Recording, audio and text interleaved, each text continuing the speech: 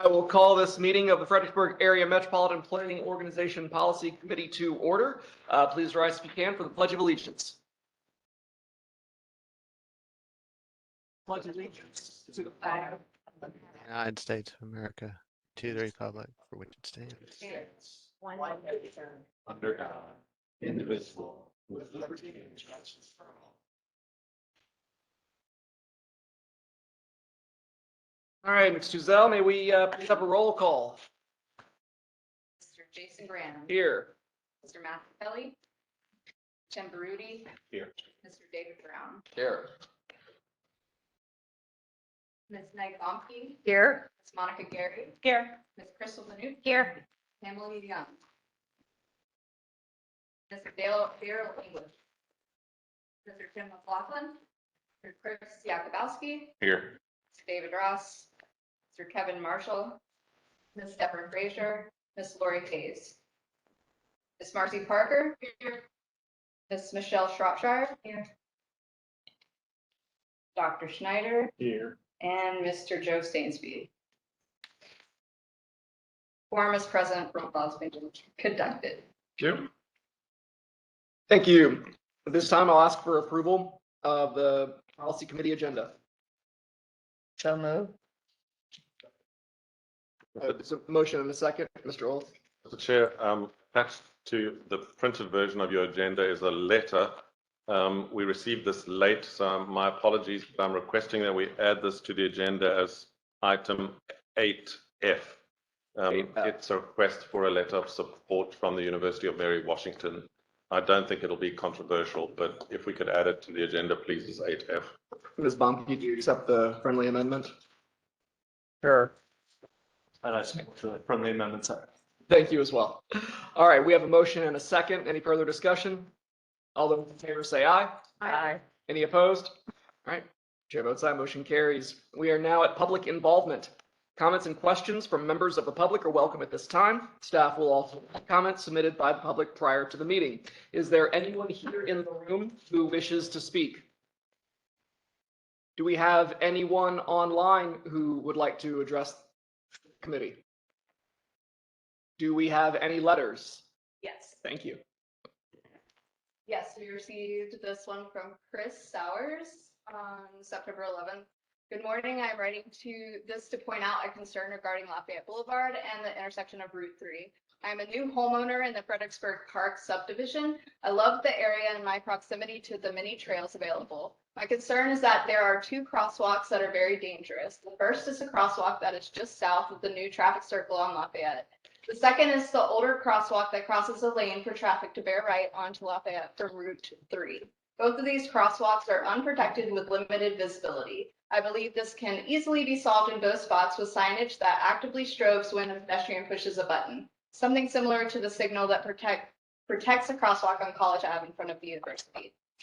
Thank you, and luckily we have someone here to address that potential concern tonight. Also received September 8th from Jennifer Faulkner. This is from the Virginia Transit Equity and Modernization Study. The Virginia Department of Rail and Public Transportation has completed and released the Virginia Transit Equity and Modernization Study final report. The study's action plan lists almost 30 recommendations to direct subsequent efforts by DRPT and local transit agencies. As the regional mobility manager and a member of the Public Transit Advisory Board and a member of a local transportation equity coalition, I recommend that the study, its findings, and recommendations be reviewed by all local transportation and planning bodies, including FAMPO, GWRC, and subsequent committees, the City Council, county boards, and successive transportation planning committees and offices. Transit is a lifeline service, a public utility to transit dependent populations, i.e. seniors, people with disabilities, low-income households, and households that do not own cars. It is imperative that our local decision makers understand the transit needs of all the citizens they represent and work to further transportation accessibility and equity through support and implementation of the study's action plan items that will not only benefit transit-dependent populations, but all residents of our region. FAMPO's LR long-range transportation plan cites new housing starts in the region are largely decentralized and do not contribute to the types of transit-friendly land uses that would facilitate increased ridership. As the population of our region continues to grow and meld into Northern Virginia and the traffic along with it, transportation equity has the potential to ease traffic, create access to healthcare, food security, employment, education, and opportunities, and improve the environmental and physical health of our community.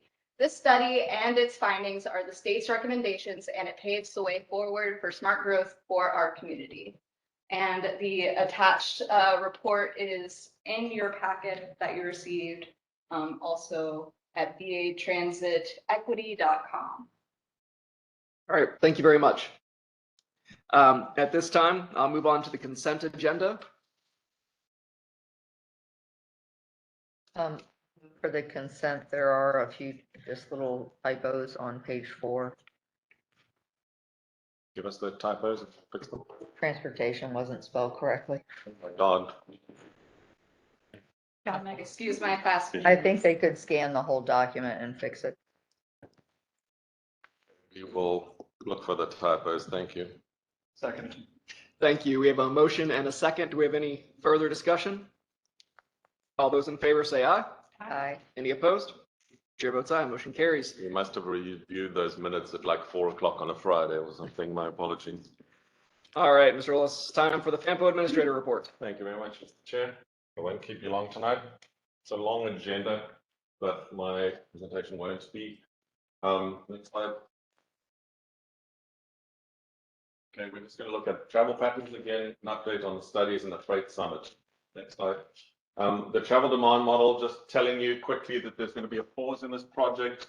The National Household Survey data are about to be renewed, and we have been in discussions with VDOT's modeling department and agreed that we will pause this project until March when the new data will be available. Otherwise, we will waste our time using old data. So just a quick note, we're going to pause that until March. Next one.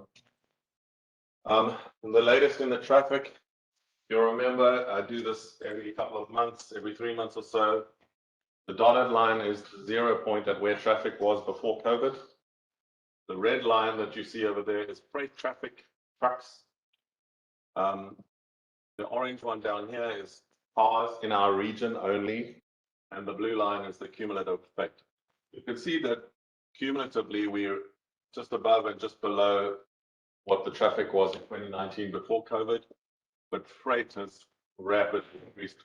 It's kind of plateaued now, but it's plateauing at about 11% more than what it was before COVID. So any loss of automobile traffic because people are working from home has been replaced by this 11% increase in freight traffic. Next one. VRE. You'll remember how terribly VRE was doing with their ridership. They lost all of their ridership during COVID, a real massive reduction. But the trend line is, as you can see, that red line going up, and this is up to August 2022. They're up to just below 120,000, and then they went fare free for a month, starting on the 1st of September. So I'm assuming this green line, the next one's going to be much higher. So they are recovering from a really low base after COVID, and I'm assuming that trend line will continue. They're getting back their ridership. Next one. Freight transit. Thanks, Jamie. Your lovely lady helped me this afternoon to redo this graph. You can see the blue lines are July and August for the new financial year. Freight ridership is up, and we hope that that will continue as well. You can see during COVID, these gray and yellow lines, we were much reduced on freight, but it has gone up, and we assume that trend will continue. Next slide. The Virginia Passenger Rail Authority and Amtrak announced that Amtrak ridership is through the roof, and this I didn't quite expect. In ridership on state-supported trains, that's Amtrak ones in this particular case, reached 110,256 passengers in Virginia in July. That's a 28.9% increase from the June level, And here's the kicker, a 19.8% increase compared with pre-pandemic ridership in July 2019. So July 2022 was 20% higher than July 2019 before the pandemic hit. That's a very high increase in the ridership on Amtrak. And of course, they've stopped now with their reduced prices. So the prices are on the up, but their trains are full.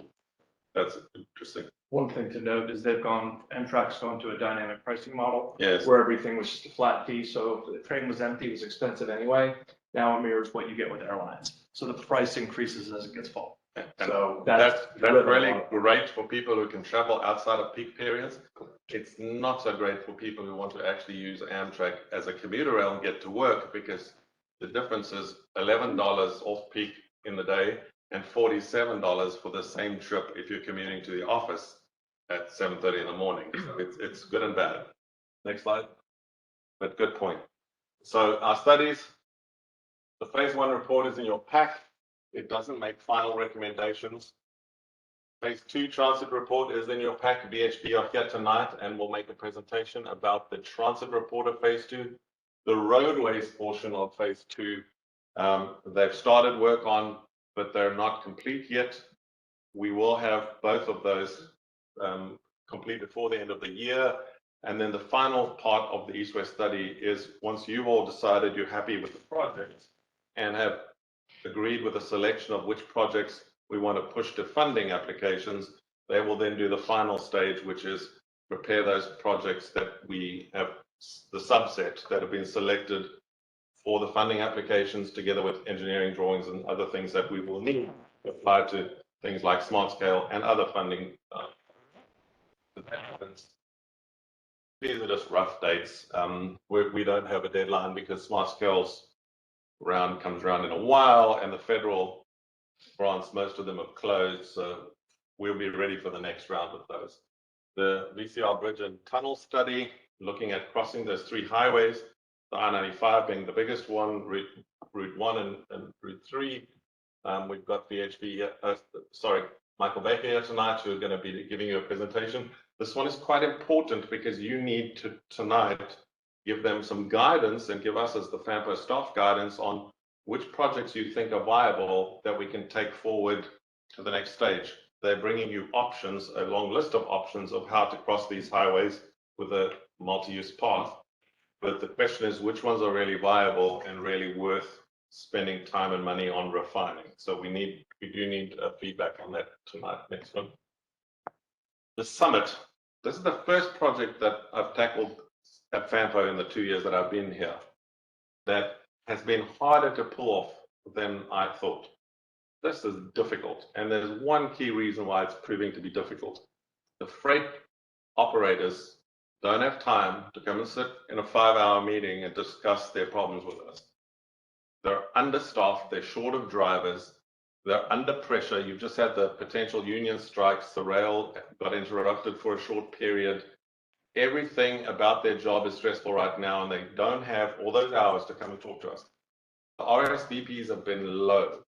As a result, we've scaled back the meeting with freight companies portion of that particular project, and having a much smaller meeting, we think, with a small number of freight operators. And Becky and I have been on the phone on Friday, got in a car and drove to some of the offices and banged on the door and said, hey, we want to talk to you about freight. What it also points out to me, though, is that the freight operators in our region are less aware of FAMPO than I would like to have believed. So I think there's a marketing job on us to talk to them more and explain who we are. Some of them don't know who we are, and we need to put in, I think, more effort.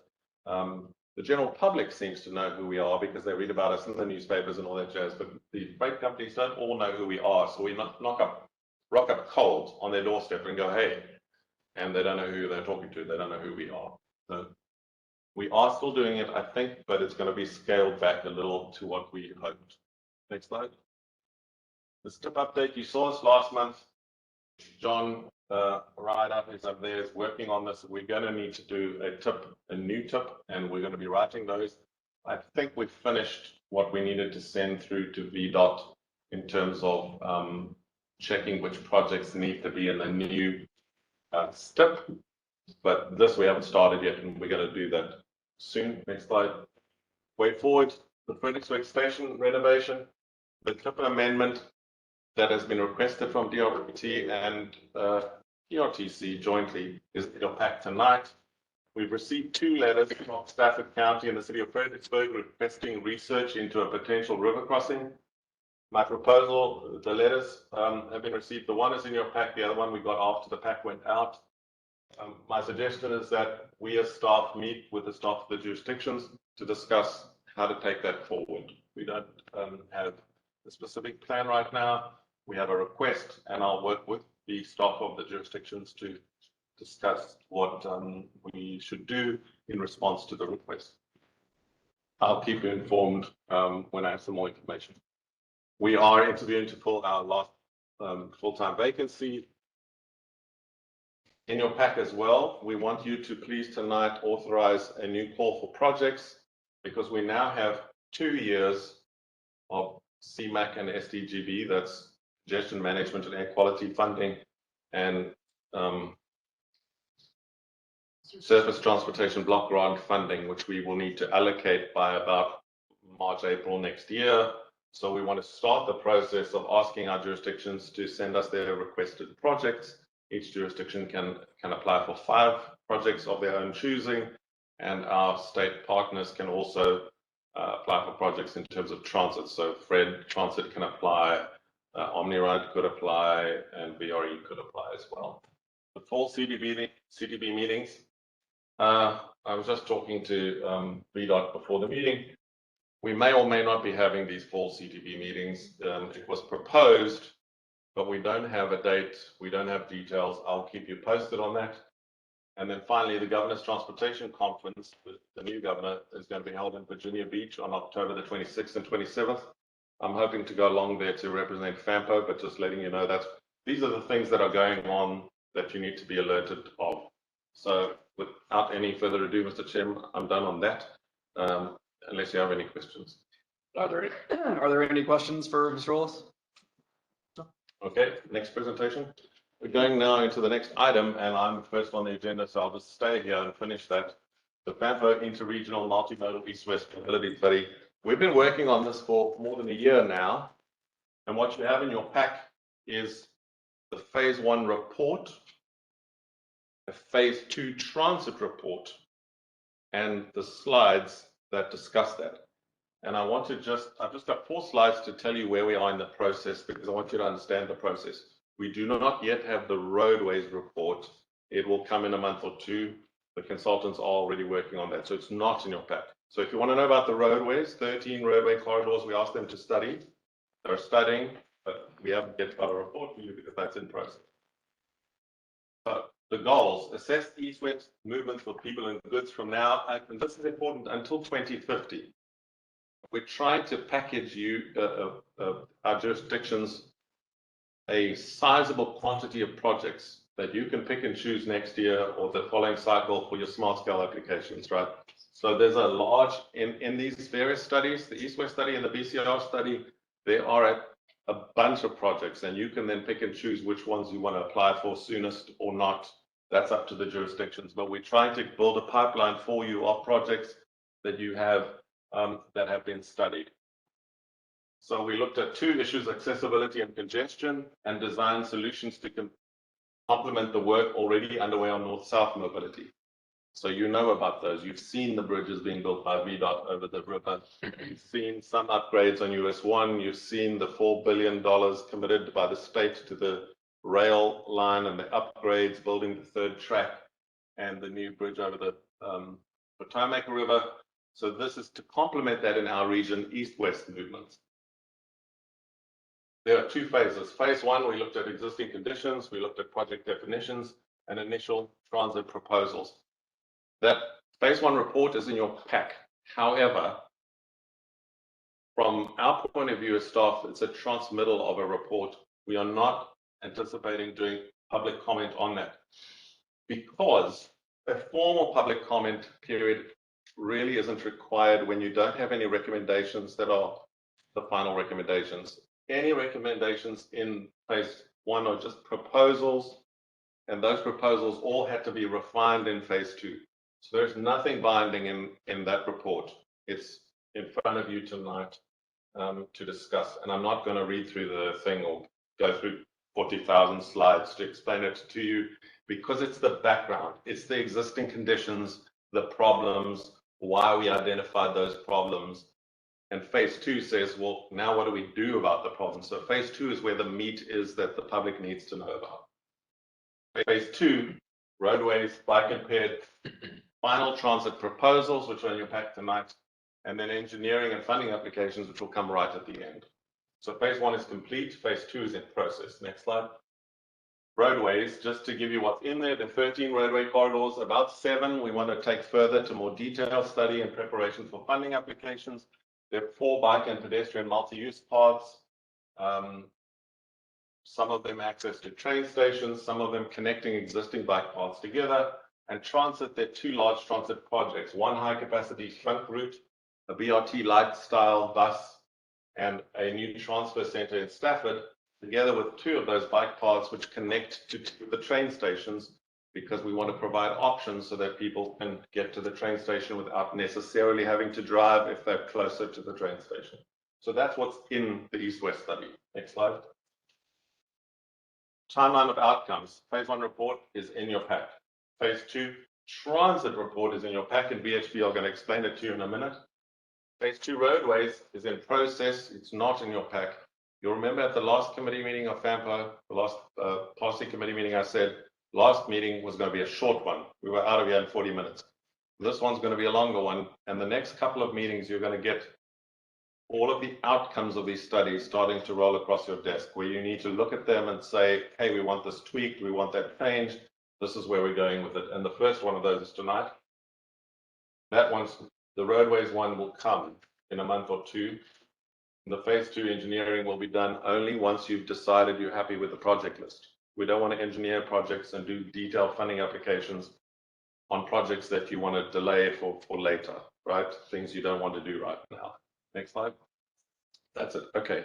So now if we go back to the agenda, the draft report is there for you. I'm happy to take questions, but I on purpose did not prepare a whole ton of slides on that because there are no required outcomes. And because we're not asking you to approve it for public comment. Happy to discuss any part of it, but it's been a long time coming. The stakeholder group met 5 or 6 times to go through the information, set up the study, and the setup of the study is in that report. Mr. Chair, do I have any questions on that report? The meatier one is the next few ones are much more meaty, and you're going to want to pay more careful attention there. The setup one, I didn't think you would probably have that many questions. Are there any questions on the phase 1 draft? No? All right. We're happy with it. I can put it on the website. Great, thank you. Thank you. The phase 2 report is much more important, and there's a presentation and a report. Nobody's going to read the report to you, but VHB are here tonight, and I'm going to hand over to them. They're going to explain to you what's in the report. And the action that we're asking tonight is that you approve us to put it out for public comment, because we do think the public will have opinions, you all will have opinions, and you or the public may ask us for amendments, changes, corrections that you want explained further. So over to VHB. Quick question before we start, just to Yes. set the expectation. I'm sorry. Yes, please. Okay. Do you want our recommendations for amendments tonight, or you just want us to authorize to go to public hearing and then at a later date recommend amendments? So it will come back to you for approval. So I would like you tonight to listen, approve it for public comment, and then if you have immediate concerns that you see that you want to raise tonight, please raise them. However, you still have a full 30 days to email me a whole list of concerns. And your jurisdictions already have this, and the staff are already working through this and sending little edits and tweaks and changes. So you don't have to give me every last answer tonight. You have 30 days to send us comments. Thank you very much. Sorry. Hey everyone, my name is Drew Morrison. I'm a senior planner with VHB. Joining me with the power of technology are my colleagues Chris Daly, who's the project manager on this project, as well as Daryl Smith, who leads our local transit and rail practice. We're going to talk through 3 different sections. We're going to talk about east-west transit connections focused on a high-quality bus route going east-west. We'll be talking about a commuter or other transit center in the downtown Stafford area. We'll be talking about pedestrian and bicycle connections focused on connecting to transit, as Ian mentioned. So I'm going to control the slides for the first part while my colleague Daryl narrates. I'll be here to help answer questions, and then I'll speak to those second and third sections. So we'll start with the east-west BRT light proposal. So Daryl, are you with us and ready to jump in? I am. Thank you, Drew. Thank you, Mr. Chair and members of the committee. So want to jump right in this evening and talk about, why BRT, this BRT light idea. And I think that the big question that frequently comes up is, is this something that's right for a community the size of Fredericksburg? A lot of times people think of rapid transit technologies being employed in larger urban areas, far larger metropolitan areas and big cities. And one of the examples that we thought was a great one, because it's similar size area, similar size population, is Fort Collins, Colorado, where there is an example called Transport Max. So this is a BRT line. Post-pandemic, it's been running every 20 minutes. Previously, it was running every 15 minutes. There are 12 stations. It's got it's over 5 miles long, and about a little more than half of it is with dedicated lane miles. And the slide may look a little funny because it's 5.3 one-way miles or 10.6 round-trip miles. Of those 10.6 round-trip miles, 5.9 of them have dedicated lanes. Pretty sophisticated vehicles. You kind of get a sense of the station and the bus in the picture on the screen. But high level of amenities, things like Wi-Fi is on board, things that really make it feel like a train, even though it's a bus. Pre-pandemic, pretty good ridership, almost 4,600 passengers a day on a weekday, 3,500 on a Saturday, and 1,200 on a Sunday, which equates to about 47 passengers per hour or 4.6 passengers per mile, which are all really good numbers for any bus rapid transit, no matter where it's located. You can kind of see it's the system map. It does go into the main downtown and to the transit center there, and is essentially running straight up and down the corridor. So a great example of something that, yes, BRT can be successful, and we're going to give you our take on it, how we can deploy it in Fredericksburg. So next slide, Drew. So the next thing that comes up is, so what is BRT? There's a lot of different definitions out there, and lots of different applications. I would probably argue in the United States, for every BRT line that's out there, it's a different way of doing it. So, one of the important things to look at is okay, what do you have to do to qualify to get federal money? So you can, out of the Capital Investment Grant Program through the Federal Transit Administration. Does have to be less than a $100 million request, or the whole project can't be more than $300 million total.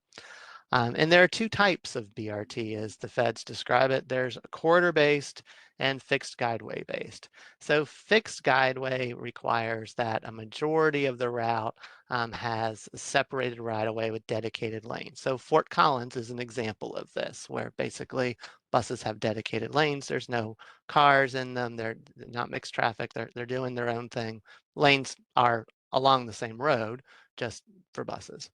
And corridor-based BRT does not have that requirement. So in corridor-based BRT, buses can be in mixed traffic, they can share lanes, but they have other features such as signal priority or queue jumps and dedicated stations, maybe snazzier looking buses, in order to make them stand out as bus rapid transit rather than a regular transit bus. Next slide. So there's a lot of other criteria that come along that apply to whether it's corridor-based or fixed guideway BRT. The big one is defined stations. So, BRT means it is not just a a flag sign with a, a pole in the ground at the side of the road. Things that, again, the idea is that these things feel more rail-like. So there's an example of a station in neighboring Maryland over on the right-hand side of your screen.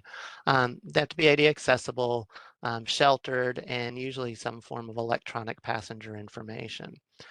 Frequently, they provide level boarding so that buses don't have to deploy lifts and make it easier for people to get on and off and faster.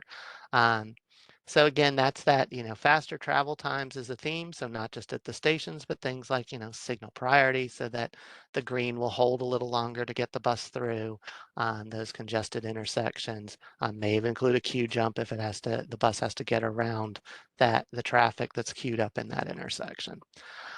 Relatively short headways. Headway is just the amount of time between bus trips that arrive. So, they have to run about every 15 minutes all day, or it can be 10 minutes in the peak and then every 20 minutes in the off-peak periods on weekdays. They have to run for 14 hours from first trip to last trip on the weekdays, 10 hours on Saturdays and Sundays.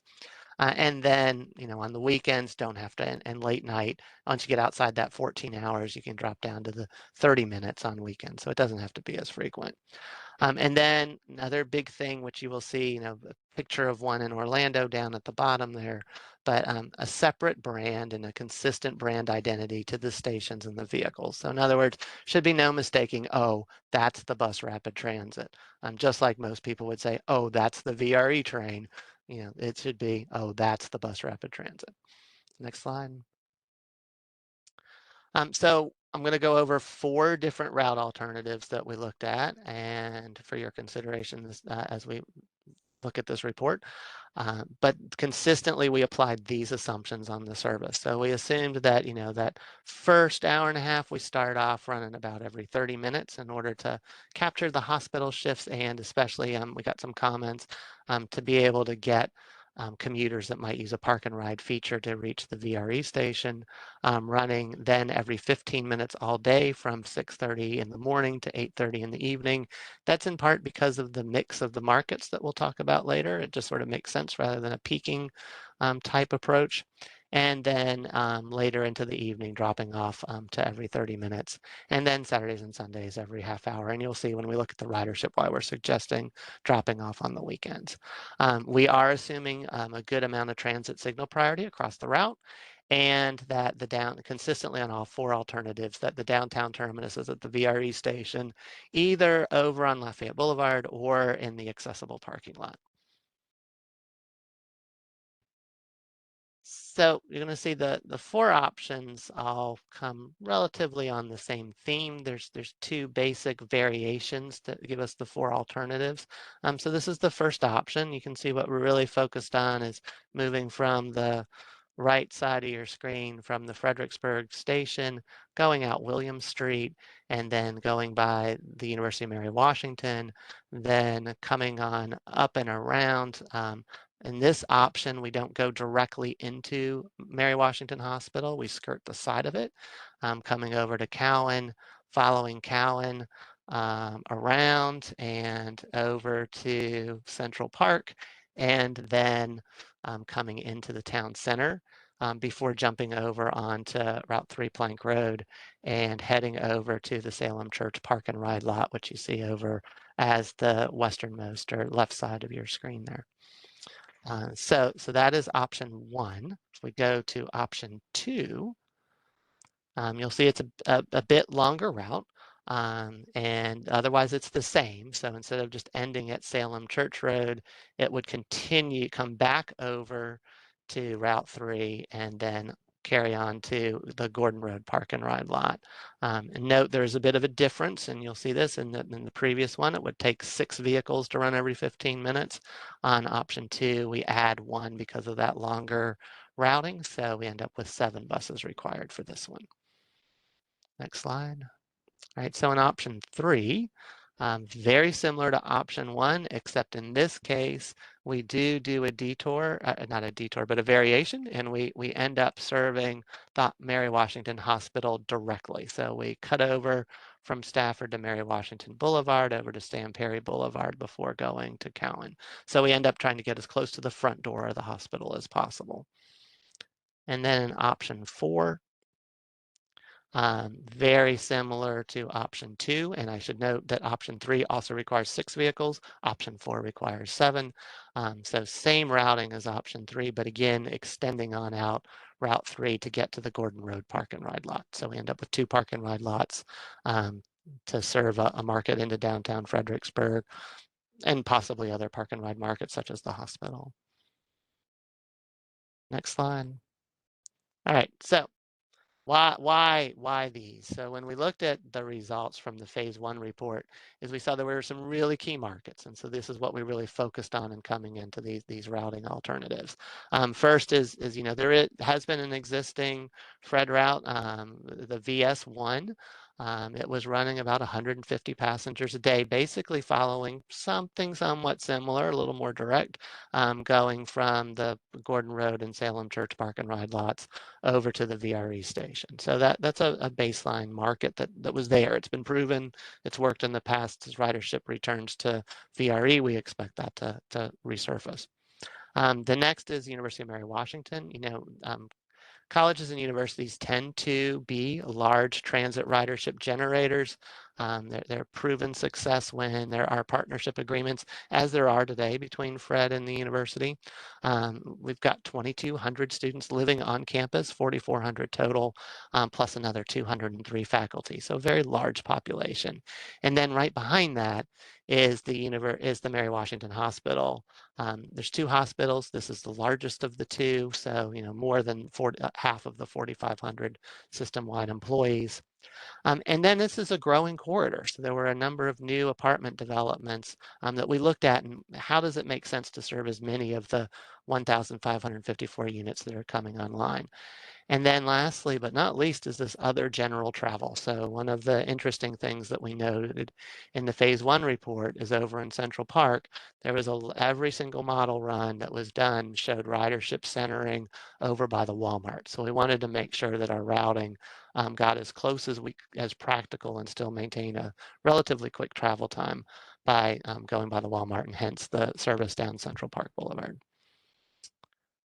Next slide, so we can see how all of this ridership stacks up. Like in the phase 1 study, we did continue to use the T-Best model. This is a transit ridership forecasting tool that actually originated in Florida. It works pretty well. A lot of the challenges with some other models is, transit is relatively micro in terms of the overall travel picture. So transit ridership changes don't always reflect well when you make improvements into the transit network. So T-Best tends to work fairly well for that. So we stuck with it. And so you can see that we've got some baseline ridership numbers, but we also noticed, well, it's not perfect. And so there were a few things that we added in. So one is the park and ride potential. T-Best just doesn't handle park and rides very well. So we brought that over from our assumptions in the prior service that was run, the VS1 route. We quantified the new multifamily developments that are actually within, steps of the new stops that we've proposed along the core route. So it's not to say that others in some of these apartments that are coming online wouldn't be able to access it, but we wanted to focus. So that's 441 units are directly served. And then we made an assumption, again, the model just did not pick up the university ridership very well. So we made an assumption based on looking at some other universities, such as University of Florida in Gainesville. It seemed like, okay, taking it down a bit, it looks like about 16% would likely use a service such as this. And so those are those numbers added in. So all told, we add all this in. We're looking at in option 1, a little over almost 1,100 passengers a day. Option 2, when we go onto Gordon Road, we get it up to 1,155. When you see the benefit of the hospital in options 3 and 4, where we get up to 1,248. on option 3 and $13.35 a day on option 4. Also note that when we look at it, the weekend ridership does scale down pretty significantly. So we're only looking at somewhere between 650 and 800 passengers on Saturdays and 400 to 500 on Sundays. And so we propose the lower service levels of 30 minutes. Next slide. So how's this all translate? So you can see in there all the statistics in terms of the number of service hours. You know, the longer the route, the more the service hours are the number of hours the buses are actually on the road. So you can see longer route takes more time, adds more hours for the buses required. But you can see sort of two key performance measures that we use in transit. One is passengers per mile. So the downtown Salem Church option 1 generates 1.45 passengers per mile because it's very concentrated with 18 passengers per hour. But you see that right behind it is option 3 with 1.37 passengers per mile and 17 passengers per hour. The other two are slightly less at 16 passengers per hour and hovering around the 1.2 passengers per mile. But that changes when we add in the weekend service. So if we go into the next slide to see the annual numbers, we see that actually option 3 comes out a bit ahead with 21 passengers per hour and 1.64 passengers per mile. And that is, you know, how the hospital being a 7-day-a-week operation is impacting the ridership forecasts and bringing it out ahead of the other alternatives. Next slide. So we also did a check against what operating costs are likely to be. We looked at several other possible bus rapid transit lines that are out there. We looked at single smaller services, so basically those that are going to be similar to this with less than 10 buses and maximum service during the peak hour. So that included the Pulse down in Richmond, the Rapid in Grand Rapids, and the Fort Collins Max that we talked about at the beginning. And then we also looked at just what Fred's cost per hour was, as well as PRTC. So right off the bat, these statistics are from the National Transit Database from 2019. Something seemed a little off on PRTC's data. We think it's something in the reporting. So we've just, you know, we're not using that one as a comparison point. But looking at Fred and looking at the other BRT lines, we ended up going with Richmond because it's nearby and it's a pretty good well, I say pretty good cost number for a BRT using things related to the local area. So at $97.06 an hour of service. Next slide. Just want to clarify, this is Bob Schneider, Executive Director of PRTC. We're a commuter service, so every hour going in is a service hour, coming out is a deadhead. So if you were to do a comparable cost, it's literally half the number. Yep. Good point. Yep, it absolutely makes sense. Thank you. So you would find the same, any of the Northern Virginia locations that do commuter service, you're going to see the same pattern. Yep. So one thing, as you do comparisons, take a look at that, including taking a look at Richmond, because they have a pre-pandemic had a fair number of commuter routes that may not be accounted for in the model. Correct. And Drew, if you want to just slide back to that slide. So I should point out that for GRTC, that is only for the Pulse. Those costs are reported separately from the other. An excellent point. You know, PRTC is not running the type of service that we're talking about here, running 7 days a week throughout the day. So it really, again, those were for references just to give you a frame of mind of services that are already in the area. But again, really focus on those BRT numbers, and all 3 of those BRTs are just the BRT costs. Okay, Drew, next slide. So when we bring this together, you know, we're saying that we're having an annual operating cost as low as $1.748 million a year for option 1 from downtown to Salem Church, because again, it's the shorter of the route options requiring the fewest number of buses at 6. Next, lowest is option 3 at just over $2 million a year, and then escalating in option 2 to $2.148 million and $2.44 million on option 4, the longest of the routing alternatives. That's all, that's the straight budget number, but when we look at it, we tend to want to see, okay, well, what are we really getting for that? So we like to look at cost per passenger, cost per hour, and cost per mile. And so what you see here is where we start seeing that, okay, what's the bang for the buck? So the cost per passenger for options 1 and 3 are very close to each other, with $5.42 for downtown to Salem Church option 1 versus $5.44, including the hospital in option 3. And then the cost per mile is $7.75 on option 3, $7.66 on option 1, the lowest being option 2, downtown to Gordon Road. And that's cost per service mile, not route mile. Next slide. So when we look at it, and we really look at that cost per passenger, because that's really saying, okay, what am I getting for what I'm spending? So when we look at this, option 1 and option 3 are fairly similar. Option 3 does offer higher ridership, 53,000 more annually than option 1 by directly serving the hospital.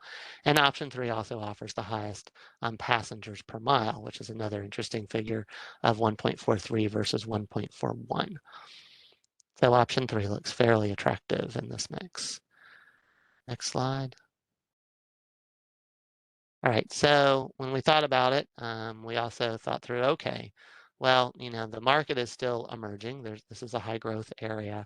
And so we ended up thinking this through and going, okay, so what really makes sense is probably that combination between options 1 and 3, and look at option 1 as a phase 1, or I should say options 2 and 4, and look at phase 1 going by way of the hospital, and then in phase 2, bring on the extension over to the Gordon Road Park and Ride lot. And so as we thought about that, as we go into the next slide, we started thinking, okay, well, what's this mean? What are the buses going to contend with when we look at traffic volumes? So when we look at these daily totals, we can see, okay, there's questions on what do we really need on Cowan? And we look at that and you can see that the traffic numbers are fairly light in comparison to some other numbers when we get down to Route 3. So 15,000 on the western portion, 20,000 a day on the, 15,000 on the eastern portion, I'm sorry, and 20,000 on the western portion. And then once we get over to Route 3, you can see the highest volumes are there on that stretch between the town center and the Salem Church Park and Ride lot at 79,000, and then drops down a bit to 57,000 between Salem Church and Gordon Road. So as we thought through that, the next slide, decided, okay, so this is what we really need to focus on. I want to focus on the queue jumps, a queue jump at Carl D. Silver at Cowan and at Central Park, because that is a fairly busy intersection. This is where things start to stack up. If those of you know Central Park, this is where there's a lot of local retail activity, a lot of things going on. And then as we've come down, you see where we really get into signal priority at every signalized intersection from there all the way out. So basically, that's the premise that the light holds the green several seconds longer if a bus is nearby. So if one of these BRT buses is coming through and it's just about ready to go to yellow, it'll just hold for a few more seconds in order to get it through the intersection. And then the biggest infrastructure improvement would be a center running lane. This would be one way at a time only, with the buses only running every 15 minutes. Basically, a bus would leave, if we were traveling westbound, a bus would leave the town center, head over onto Route 3, enter this lane, going west. And then once it turns onto Salem Church, that gives the clear for the next eastbound bus to then head up to Route 3 and enter the single lane. And then it would be one way for that bus going back to the east heading into downtown. So this was a challenge looking at it. There is, as you all know, the right of way is very constrained. This is the segment that we can accommodate a single lane in the median. and without dealing with some of the grade issues that are there further down or other more significant utility relocations. Nothing to say that there aren't some issues when we look at it in terms of stormwater management, and also it would be still a significant project. Next slide. That comes to the end of this section, Yep. Daryl. So thanks, everyone. We'll take questions and comments that the committee might have on the material Daryl presented. All right.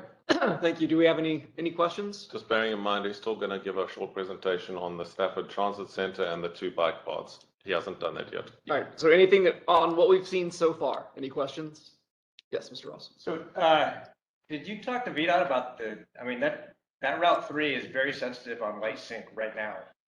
What does VDOT say about you guys getting signal priority on an already very sensitive Route 3? Give you any feedback? Well, we've got some folks from VDOT in the room who I've welcomed their feedback. VHV, through a number of projects, is pretty familiar with the Route 3 corridor. We agree that traffic operations and signal is a big part of the challenge, but also the place where this sort of treatment is what's going to give that sort of service the priority to really be competitive. Yeah, I understand this gives them priority, but I'm asking, what are the impacts on the majority of commuters going? You saw the trips per day is huge between Route 3, I-95, and Salem Church Road. How does that affect those guys? So just before VDOT makes their own comments, if you do that, the cars are also moving, right? It's not only the bus. So you're allowing everybody on Route 3 to go a little more. Sure, then I'm just More wondering why buses they're with not synced that way right now. I You know, so then, I can't answer that. That Sure. you'll have to I ask mean, VDOT. it asks a follow-on question, if everybody's gonna do better with the bus signal, but have they looked at it? I don't know. I haven't really gotten that deep into it, but I would be, I'd love to see them make it better than. I would too. And if we did, Right. it can be better, hey, we're up. And I don't think they're saying they can do better. I think they're just saying they would have a bus priority. And so that's got to impact. It's very sensitive, correct? Right now, that light sync is very sensitive. Right. You know that now, and since the pandemic, the east and west is, I mean, it's not just a heavy, but I mean, eastbound is a lot heavier in the evening than it used to be. So, you know, while the priority is westbound in the evening and eastbound suffers, if you drive that westbound, you can see eastbound backing up. So it's gonna be worse than the opposite direction. Whatever direction has priority, the opposite direction will be worse than it. And so one thing that I might use to describe this is sort of as a kit of parts, right? We're sort of articulating, if you're trying to create priority transit within the general realm of reason, what are some of the elements that you would look at, and in which segments would that have the highest bang for the buck? As this project would advance, you would do exactly that question of how much can you really sustain in that balance, the policy balance of, well, what's the impact really on the north-south streets of giving more east-west time? How does that all balance out in terms of the ridership we think we can achieve, the overall policy goals related to transit, and then the impacts to that 79,000 AADT. So this is a corridor that, as we look at it in terms of transit planning, if you want this transit to be competitive, you consider this, and then you see what can be sustained through more retail traffic. I'm very sensitive to that. I mean, I think it just kind of gives me a feeling of not being quite easy with it. How does Fred bus routing right now relate? Is there a Fred bus route that goes similar to this, and how would it impact Fred buses? So, and I'll let Jamie can speak to that too, but our general approach here based on, FAMPO's direction is to articulate what is a sort of east-west spine based on where those different markets are.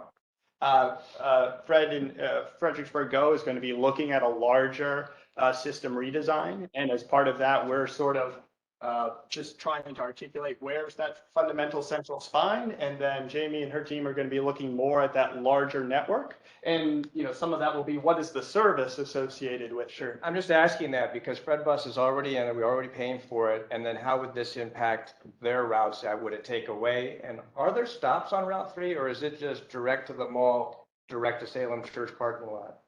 In terms of this approach? Yeah, so if we go. You're in the middle lane that doesn't exist right now. Are you going to make stopping along that lane? Yeah, so No. proposed at this juncture, and Daryl, I'm taking most of these, but I'll give you some time to respond to some you want. What we're proposing here is not to have a stop in that section, but continue, direct through to the town center. And then you can see everywhere we have these bus circles here and in the report, those are the places that we're at this point looking at stops that were modeled. They aren't determinative. You could, move, but where are some of the major markets that we're picking up? I guess that's the last question I've got, is it looks like your major market is Mary Washington University students, going back to the ridership. I just look at the area, I represent the Cortland District of Spotsylvania County, which is entirely what you're showing here on the map in Spotsy, outside of the city, and I don't see it around any population centers or where you're going to be picking up a lot of passengers along Route 3, so I'll throw that out there. So the two key places you will pick people up are at the park and ride lot and at the Spotsylvania Town Center, where the county is building new apartments, right? So those new apartments there will be serviced by that bus. Yep. So that corridor, that short piece of Route 3 is the worst traffic part of Route 3. Right, so let's put a bus on there with light priority. No, it's, The people. can I are- just yeah. let me finish you, Sure. then you can shoot me down, Okay. that's fine, but VDOT is busy working with the county to remove the bump outs on the two lanes on either I'm side. familiar with that. So we're going to put more traffic through there. Yeah. We're now adding a brand, if you do this, and as he says, this is a toolbox, we can change things, but if you take just that section and put a center running lane for the buses, you're pulling buses out of the regular traffic and putting more people in them. So the net, and then you have signal priority, so you push them through quicker, including the cars. So what it does is take that section of Route 3 and increase the capacity dramatically in conjunction with the things that VDOT is already doing. So I'm So not the making net arguments, but I know that you have the ability to look at ridership on Route 3 that are going between the mall and somewhere else. Yeah. So are there a lot of riders in that 79,000 that are actually originating at the mall and going out to the Salem Church parking lot? Because I would think they're not. So You're assuming that they're going to get So on the- the mall and go to the- the parking lot. I mean, the consultant will tell you this, but there are different markets. Yeah. People who get on at the park and ride lot are often wanting to go to downtown Fredericksburg, to the train, or to somewhere else. Correct. It's a different market. The people that are at the mall want to shop. So students at the university want to get to the shops at Spotsylvania Town Center. So that's a They don't. different market who take a different portion of the route. You know, I have And- a son that went 4 years to Mary Washington. He ever went to Not that mall. I'm just, Maybe it's time to redesign the mall, but Yes, Mr. Jakubowski. Yeah, question, and I'm just wondering, just seeing this, in the packet and all. Sure. Are we meeting a demand or are we plopping a bus route into an area hoping for the demand to jump on board? So, Because I will tell you, living here my whole life, there's no way I'm gonna drive up to the mall or the park and ride past commuting time. Commuters are different. I think we have to think of that differently. Plus, you have all those people out of our county and city that have left. Mhm. So they don't exist here during the day. So during the day, I will never drive to the commuter parking lot, and I don't know anybody that will, to wait for a bus to take them downtown. It's nonsensical to me. So this looks like it would work very well in the city. I see we only have 4 stops in the county anyway. But it is a city, high density use where you have those people that want to get to the hospital, university, whatever. But along that corridor, except for commuters, and again, that's a separate category, I don't see it. So I'm wondering, is there a demand? Because we've had Fred forever that, in my opinion, is, I don't see the, but that's a whole nother argument we all can have later. But we're just adding another Fred with a shorter route. Sure. So And- Daryl, I think I heard you want to maybe opine on that, and then I'll add some thoughts there. yeah, I want to touch on a few things. So first, if we can go, just take 1 second and just a little bit on signal priority. There, as I said at the beginning, every single application of BRT is a little bit different. Same thing with signal priority. So they're usually these are not signal preemption. This is just holding the light a little longer, only if the bus is approaching the intersection. If the bus isn't there, there's no change to the regular timing.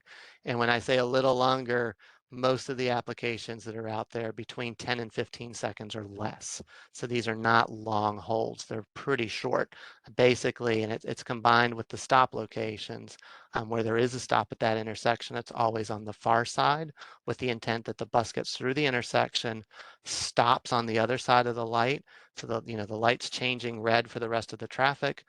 Bus lets off passengers, boards new passengers, and gets on its way basically ahead of that next bunch of traffic coming behind it.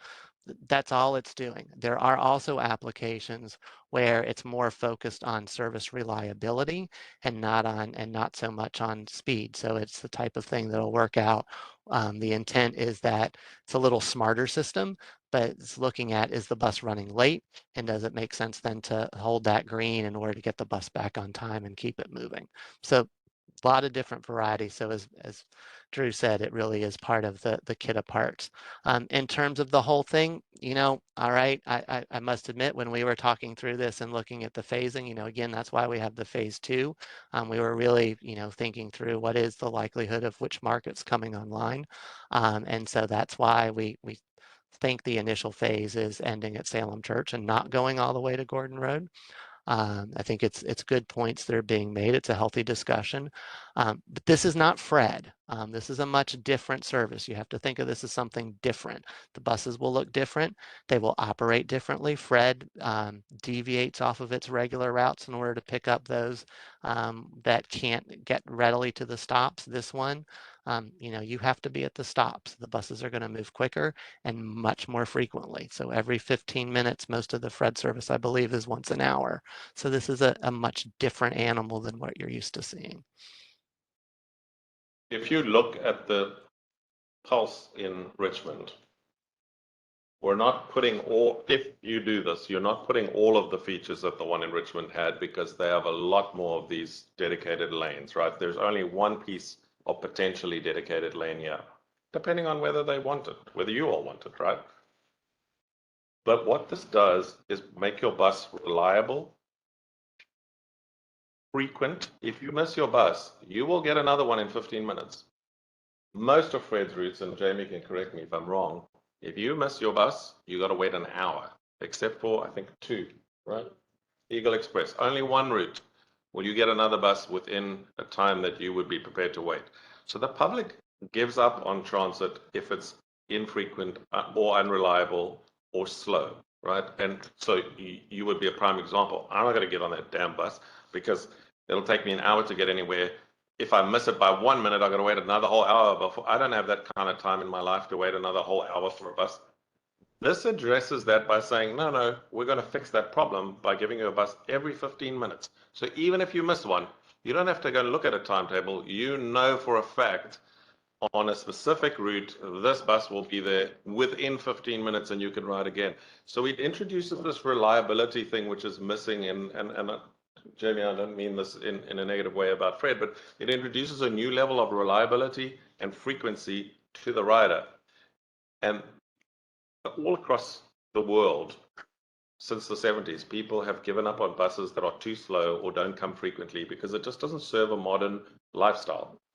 This is what people are introducing around the world, including in the United States, including in Richmond, to say, hey, if we want people to actually get out of their car and all ride in one bus so we have less traffic, that bus has got to be frequent, fast, reliable. That's what this does. As Daryl and Drew and the consultant team have been trying to say to you, you can adjust these elements, right? If you absolutely hate a particular aspect, it is possible to change that aspect. This is a design. And the reason why they haven't gone into detailed engineering yet is to get your feedback first. So before we go designing bus lanes and new intersections, you must first be happy with the concept, which is what they are showing you tonight. If you're happy with the concept, then they'll go further to do some more detailed design, work on the intersections, work on that section of bus lane if you're happy with it, etc., etc. But I promise you, if you go back to a bus every hour, when Jamie maybe one day in the future is forced to reintroduce the fares, you're going to see the ridership drop again. And it provides a service. Maybe not to you and I. I get in my car and I like driving my car. the fact that I support transit doesn't mean I don't have a car. It's parked here in the garage. Ms. Bomke. So, sir, you made an analogy or some comparison with the University of Florida. U of F has over 40,000 plus students. So I had a hard time following what you were saying regarding Mary Washington, because with all the commuters that they have, I don't think that was a fair comparison. Sure. So I think, Darrell, I'll start here and then if there's anything you want to add. I think that there are sort of 2 points to the last two conversations. One is that, yes, we do obviously see a commuter population at Mary Washington. But what we know from the work across country that we do on transit is that what is the sort of realm of capture that we can get out of universities from a broad variety. We did work in New Haven with Southern Connecticut State, which has basically a 75% commuter population. We saw similar levels of capture. We see that students, because they have a variety of different sort of travel demands, they're really strong transit users. They want to go to the job after class. They're taught the time that they need to get to class might not be convenient for someone else to drop them off. They're sort of filling in the day in terms of their different types of use. So the variety of different types of users, when you talk about students, the people who are also working a job, trying to make a schedule work, trying to coordinate with people who are giving them rides, are in some ways stronger transit users than the folks who are on campus, living their whole life there, going to the dorm to get their meal. They can live in the bubble. Folks who are trying to live another life too, maybe working a job, they're actually trying to put more. So did you use 16% for both of those groups, or did you use different numbers for them? We use 16% as Regardless if they're on campus or off. based on the on-campus populations. It's my understanding. But you think you'd use different percentages for those that are off than those that are on? Well, I think an important flag to this overall picture because when you're thinking about the ridership framework is what are the types of markets? What's a reasonable approximation? You know, if we had made any guess in 2019 about what 2021 would look like, we would have been off by a little bit. We try to make a reasonable set of assumptions and try to, I think, to this gentleman's question, is articulate also, if you're trying to pursue a policy framework that this is about, which is about how do we create mobility within the targeted areas we have along here. You could think about where's the appropriate place for stops, what's really going to happen on the edges versus interior to this. But if you're trying to create mobility among your major economic hubs, that's what we're trying to answer here.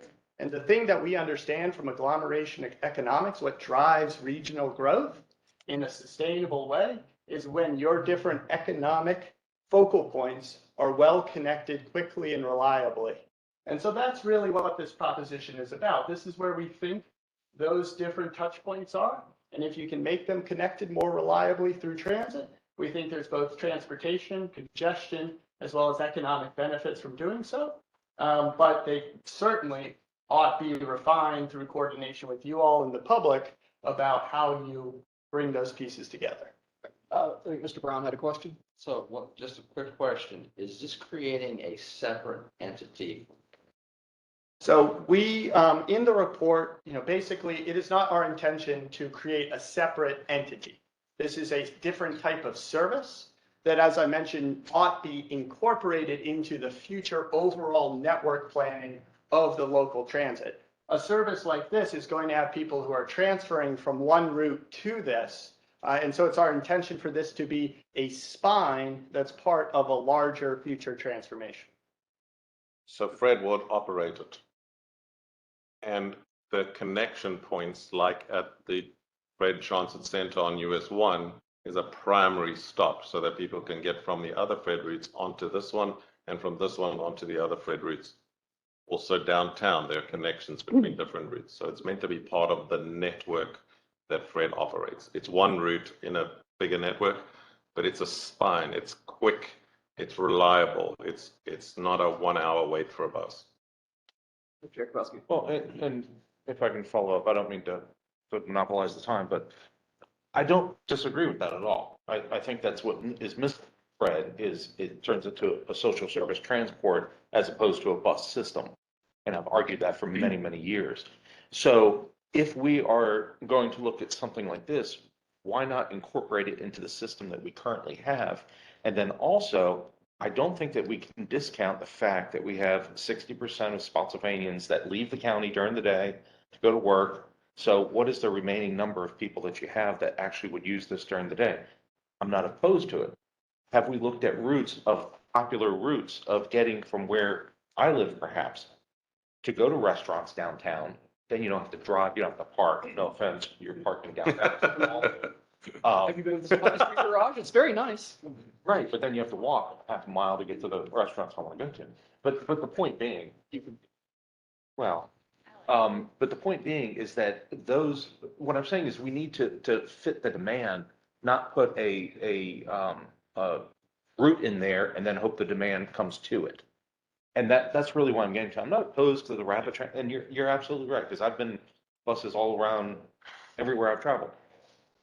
When they work, it's because they are part of where you're going, where you're heading, and what you want to do. And anything short of that, So I this think is just a whole nother pile of money that we're going to be putting in and then hoping to make it work. So the question of ridership is around a couple of key things. The first one is that the highest generator of bus ridership in the United States today is, guess what? Walmart. Right? Okay. Because the people who ride buses shop at Walmart. Generally, that's like a generalization. So if you get near a Walmart, you're going to have people on the bus. This corridor, let me call it a corridor, is chosen because it's where the highest density of people are. I understand all that, yeah. And People with traffic people. disagree with that. So you have to put rapid transit where you've got high densities, because if you put it in lower dense neighborhoods, one person gets on the bus. And I mean, I'd like Jamie to comment on how the network would integrate with a rapid bus. But what we're trying to do at FAMPO is say, let's get one rapid route operating. Then the proof will be in the pudding. And if it works well, we can add a second and a third route. At the moment, we've got 0 routes. I would just like to clarify, did you use population density? Because I know the area along Route 3 that you're talking about, Spotsy, and they're not dense neighborhoods along that route. And besides that, there's no stops on it anyway. So that's why they've removed that phase 2 as a separate thing. It's not part of the first route. Even phase 1 that But- goes to the Salem Church parking lot, they're not dense neighborhoods in But that you're- area. Building apartments at your mall, right? 272, and the reason is they would get right on the interstate to drive north, or that they would go to the mall. Not to go on a bus to go downtown, but they probably. To the hospital. But I would hope we're not building a bus route for some future clientele that's not even there yet. Yes, Ms. Jackson. So to help facilitate, maybe even expedite for those, this is a planning level study. Okay. This is a planning level study that is not approved by the FTA. This just gives us an introduction of a concept of what a world could be if we had high capacity transit. So if we did decide to move forward in the future, maybe a year or 2 years, Brent would still have to go through another process with the FTA. We would go back to your jurisdiction and do another detailed analysis of what the best route is, what that analysis would be. So conceptually for this project in this 5 seconds, really just a high level, what would the region look like if we had BRT in the region? I'm confident that the data that they provided is good for this project, this level of study. For those who are wondering, are we going to come tomorrow? Absolutely not.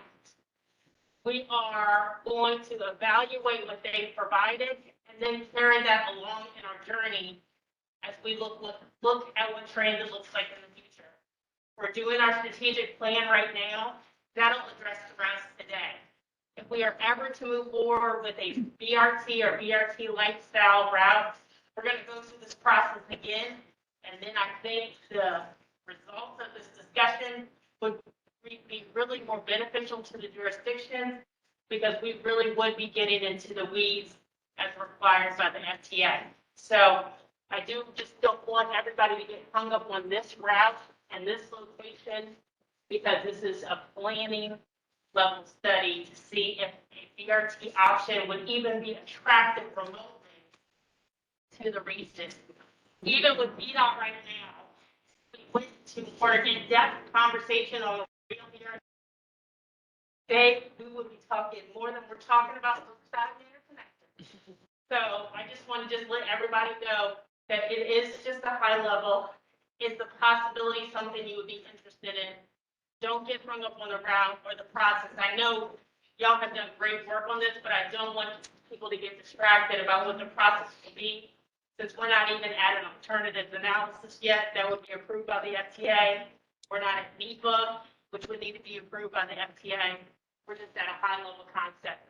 But I do appreciate all this discussion because whether you like us or not, y'all are still using us and we appreciate it. And I think. Yes.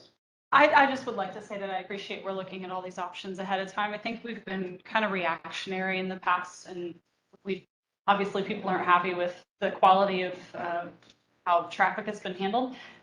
So it's good. I'm glad we're looking at it. I just want to say that. No, thank you. I appreciate it. I actually do have just a couple minor questions. I noticed when you were using Transport Max as an option, I've actually got a friend who's a professor at Colorado State. So I had them talk to some of the students there, and they said they get to ride free. Was that assumption baked into this model that the students would be able to ride for free as well? Daryl, do you want to speak to that? Yeah, I mean, we did talk about students being able to ride for free. It would be, considered an option would be as a partnership with the university, which I believe Fred already has a partnership with the university for the limited service it has. But essentially the idea being that students pay, the student sees it as free, but it's actually in an activity fee. That's the standard model. So the transit system still gets a funding source from the university, but the students are not paying every time they get on. They're just showing their ID. As Ian already mentioned, right now, we didn't delve into it too much because right now, all service on Fred is free. So we would make the assumption that this would likely be free as well. We gave you the full cost. We did not try to do a fair revenue forecast as part of this, no. I see. All right, I appreciate it. And I appreciate you highlighting the hospital there because I think it's going to be critically important to connect us to our major employers. So I mean, personally, I thought 3 made the most sense as well as we were looking at it. I was thinking, okay, we've got to include the hospital, and then I'm glad that you guys did that in your recommendation. I'm definitely all for it. I think, okay, that's Central Park up there near the top. That's the Walmart. Yes. Mm-hmm. Yeah. So yeah, my last question actually was about the Walmart because specifically, and I know this one's getting in the weeds, but do you have anything about if someone were to bring their own, like a collapsible cart or something like that? Because if we're talking about shopping, I want to make sure that it's convenient for shoppers, and I don't know how that works. And so can you talk through a little bit about people who would use that for shopping and for shopping trips? Because you can't just throw it in your trunk because you're on a bus. I wish I had a picture of my grandmother when she was still alive with her collapsible cart that she would drag everywhere. So yes, you can have a collapsible cart. Again, every transit operator is a little different on what they allow and what they don't allow on buses, but there are certainly plenty, is the level of detail we are not at with this study, but there are plenty of buses out there with racks that can accommodate carts and parcels designed specifically for that purpose. So, certainly something that's feasible. I would say the big thing is contemplating stations, things. Drew, if you slid back real quick to that Fort Collins picture, because you kind of see it, you get that sense of the raised station platforms so that, the cart can just roll on. Nice thing about ADA is that it also works well for anything with wheels going on and off the bus. Yeah, it's got that level boarding opportunity, and those are low floor buses as well, so that within the bus, that car, you're not pulling it upstairs. Right. I just want to make sure that there was some level of, convenience there. I just wasn't familiar with it. so I have not seen the ability to, there's bikes on buses where you have the rack. I have not seen a rack for the Walmart cart itself, which, I know they travel some distance, but never on a bus that I know of. All right. Okay. So just my last comment, and then I'll also shut up.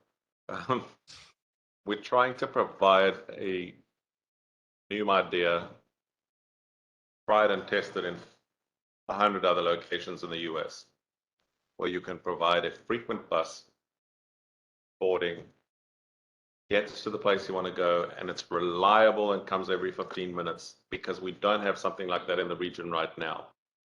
And yes, to Jamie's point, those details can all be tweaked, where exactly you put the stop, where you put all of those details. But it's a level of magnitude above a level of service that we currently enjoy in the region of a bus every hour. That's what the idea is, to try to bring a better service that many more people will want to use, because it actually works. It's not something which is a drag. So if, Mr. Yakubowski, if y'all want to invest to the point we get 15-minute bus or Fred bus service everywhere, we can give that a shot. Have a bus system But it's doesn't do that. because we don't have the investment. My previous time on the board, it was fighting tooth and nail to get a rapid going from the VRE station behind the old Wegmans downtown. Oh, I mean, it was just like, you cannot imagine the fights just to do that. They do. Well, they did, they eventually did it, which, the point is that we have a system that we need to use better than we currently do. And I'm not saying that this is but you have 4 options, and then you tell me that these aren't the 4 options. It can be anything, which. No. Well, no, the young lady over there said that. So if this is a planning document and we're just pretending lines will be places that we can pretend anywhere, if we have to pick one of 4, these are terrible. I'll just tell you that. If you want density, Massaponax has the density. There's apartment buildings, talking about apartment buildings, they're all down that way. So that would be the corridor to look at, not going out Route 3, where Route 3 North, you have 5-acre housing. It's not the dense area, is what I'm saying. The downtown is, yes, of course. So in the region, we can show you the map in my office on the wall. Mm-hmm. Apart from that, you can see that phase 2 is a maybe, right, because it's not as dense as the rest, but that is the densest area in the region to put a rapid bus. Not saying that Massaponax isn't, but it's got to connect to somewhere, and Jamie's strategic plan is doing exactly that. That's the spider web. The whole network's being reviewed by Jamie and the team. Right. This is just the one highest density area to try to make that one a higher level of service, not just a regular bus. Okay. And again, I don't want to belabor the point. If you're saying a very quick bus that will be there constantly so people will ride it, I don't think you'll find people against that. I'm just, if we're picking a corridor, I had issues. So. Just if I may, last clarification. When I say this is a planning level study, this allows us as Fred as an agency to tell, I'll just say the federal government, that we're serious about transit in the region and high capacity transit in the region. So I'm not saying throw away any parts of the study. The data is going to be valid at the end. If this is the most dense place, that's what it's going to turn out at the end. But as we seek more money, whether it's federal study money, CMAQ, RSPP, et cetera, we can use this to say, whatever comes out of this study, this region is serious about high capacity transit in the region to get you, sir, that 15-minute bus service, or to get you that network. And once this framework is actually developed, we'll evaluate the system again to make sure, as Ian mentioned earlier, that whatever high capacity transit we have, this is the spine, and then the other bus service would actually feed into that. So I don't want to discount the study. I just don't want people to be of the mindset that we're engineering tomorrow, because we absolutely are not. So thank you. Thank you, Ms. Jackson. Please, let's move on to the downtown Stafford Transit Center. And so know that there's been a lot of discussion on the development side of this in the region. We're focusing in based on what the phase one study sort of directed us to do to understand what's the future of a transit center, what role can it play as this area evolves in whatever direction it goes. And we'll talk about flexibility in planning as a key tenet of how we look at the area. So what are we trying to do at the transit center based on what we were directed to take a look at? How can we provide a park and ride for commuter buses in this area? How can we provide a turnaround point for local buses and provide the sort of space that makes that successful? If you've seen the existing turnaround, you know it's not just being on a curb. There's different sort of spaces, including very important break room facilities for operators. One of the biggest challenges in one of the hardest jobs to recruit for today is making sure people are able to take a break, able to visit the restroom, those sorts of things. Another key point as this transit system evolves, consistent with the values I think people have reinforced, is that creating transfer points is a key piece of increasing the reach of transit. So that's something a transit center aims to do. And if it's a high quality space, that's going to increase how transfers happen. So we were presented with 4 potential locations for a transit center. A transit center doing something like this somewhat peanut-shaped thing that we see here, providing space for buses, space for passengers, the ability to circulate, and the ability to turn around to park the bus, to lay over, as it's called, in order to really use the facility as a major hub. So there were 4 locations initially identified. You can see in the white is the existing parking, red is the existing transit center location, and then different areas on the periphery of the downtown Stafford plan area. And we'll basically take a drawing-based approach to understand what sort of services would benefit from these different locations. And one of the things you can see, we have these circles here. None of these locations on their own would capture this whole plan area. So we want to understand, well, what's going to do the most to really provide a center for the different types of services we might be looking at. And this is a quarter-mile circle, which is about what we use for actual bus access that people might want. All right, so if we're looking at sort of the traditional bus in this region, taking that commuter bus up to DC, the existing locations, really great for that. And I know that the roadway network is a little different from this in the future condition, but basically hopping on the highway, having some parking really close to that, really optimized for that sort of service. If you're talking about that, you can still, if this is really the end of that type of service, then going in deeper works as well, because it's the end of the route. If you've got good parking, you can provide that access up to the north. The challenge is the future may be that this is maybe not the end point, but a waypoint along the way. In there, you really want to hug close to 95, because if you're going to have a big diversion off of the highway, well, all the folks coming down from Fredericksburg who really want to keep going north are just going to hop on the highway in their cars. So you really want to keep this pretty tight so that this is a pretty easy diversion for folks. So then you start integrating any potential local service that might come. And so you can see that today, this location here is already served by the FRED network. If you're trying to serve through the future of this future plan area, then really all 3 of these locations do pretty well. Our existing transit center is a little over to the side there and not as successful in really capturing that sort of through moving local transit option that might be going from Fredericksburg up toward Garrisonville. I just have one quick question. Sure. In your calculation for downtown Stafford, how big did you make it?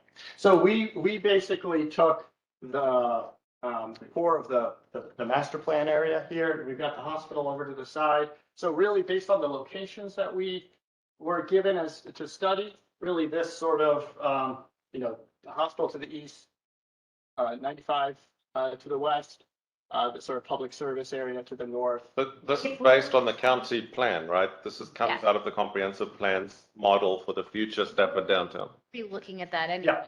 But it's only 20 acres. You could walk the whole thing. So you can't, you are, as we'll talk about, you can, but. That's the point. But it's a quarter, if you look here from this transit center, this is a quarter mile as the crow flies, not actually following the Kroner future street grid. So from here, you actually really aren't capturing some of the eastern portion of that town center for somebody who's going to get off a bus and reliably walk to it unless they have to. If we're talking about people who we might want to walk there, that's sort of the outer limits of whether transit's going to be an attractive option for them. Yeah, I think we have a different kind of plan for that, but okay. Well, you are ahead of me. Yeah. So, basically to your point, I think, if this is going to be an overall hub of the different type of transit service that might come through, then you want to start thinking through, how do you get that larger access? And if we think about that, the route network might ultimately be about getting from the north, like getting over to the hospital, into the VRE, coming from the south, that from a bus operations planning standpoint, the road network that's shown really brings you toward the center here. So really being in this area is sort of your strongest location for a transit center, especially if you layer in the commuter bus service. So you start to really sort of get this clustering area as where you want to have your services come together, if you're looking at through moving commuter bus and a sort of logical network of future local bus service. But, there's some challenges with that environment, obviously today, but even in the future. So you definitely want to look at providing a stop sort of at this corner here. To provide more of that access in, particularly for that local bus service. And then you want to look through the network and through the master plan area of how you can provide hubs throughout the acres in order to provide a little more connectivity.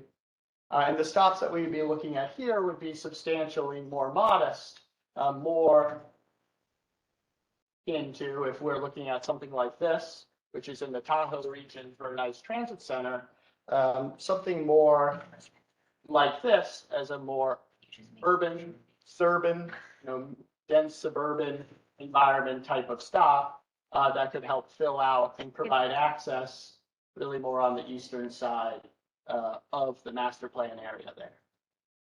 So that's basically the summary in terms of what we're looking at here.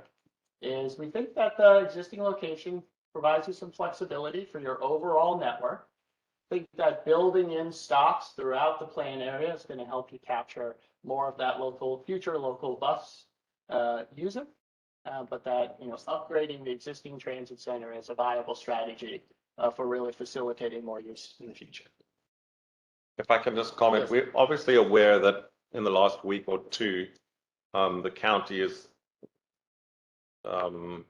made public that they're rethinking their Stafford downtown. But bearing in mind, we've been working on the study for a year and a half. So we started with what is currently in the comprehensive plan of the county. And if the county decides to throw that out and change it, well, be that as it may, the point here was to find a location where you could in the future put a transit center, because if you don't and you build it all up, to try to retrofit a bus stop or a bus station in there, it gets really expensive because developers have pushed the price up of the land. And then you have to come later and try and put it in, and it becomes really expensive. So this is trying to preempt the fact that at some point in the future, you will need a transit center if you're going to build a Stafford downtown. I want to thank you for tackling this ahead of time for that reason. All right, please keep going.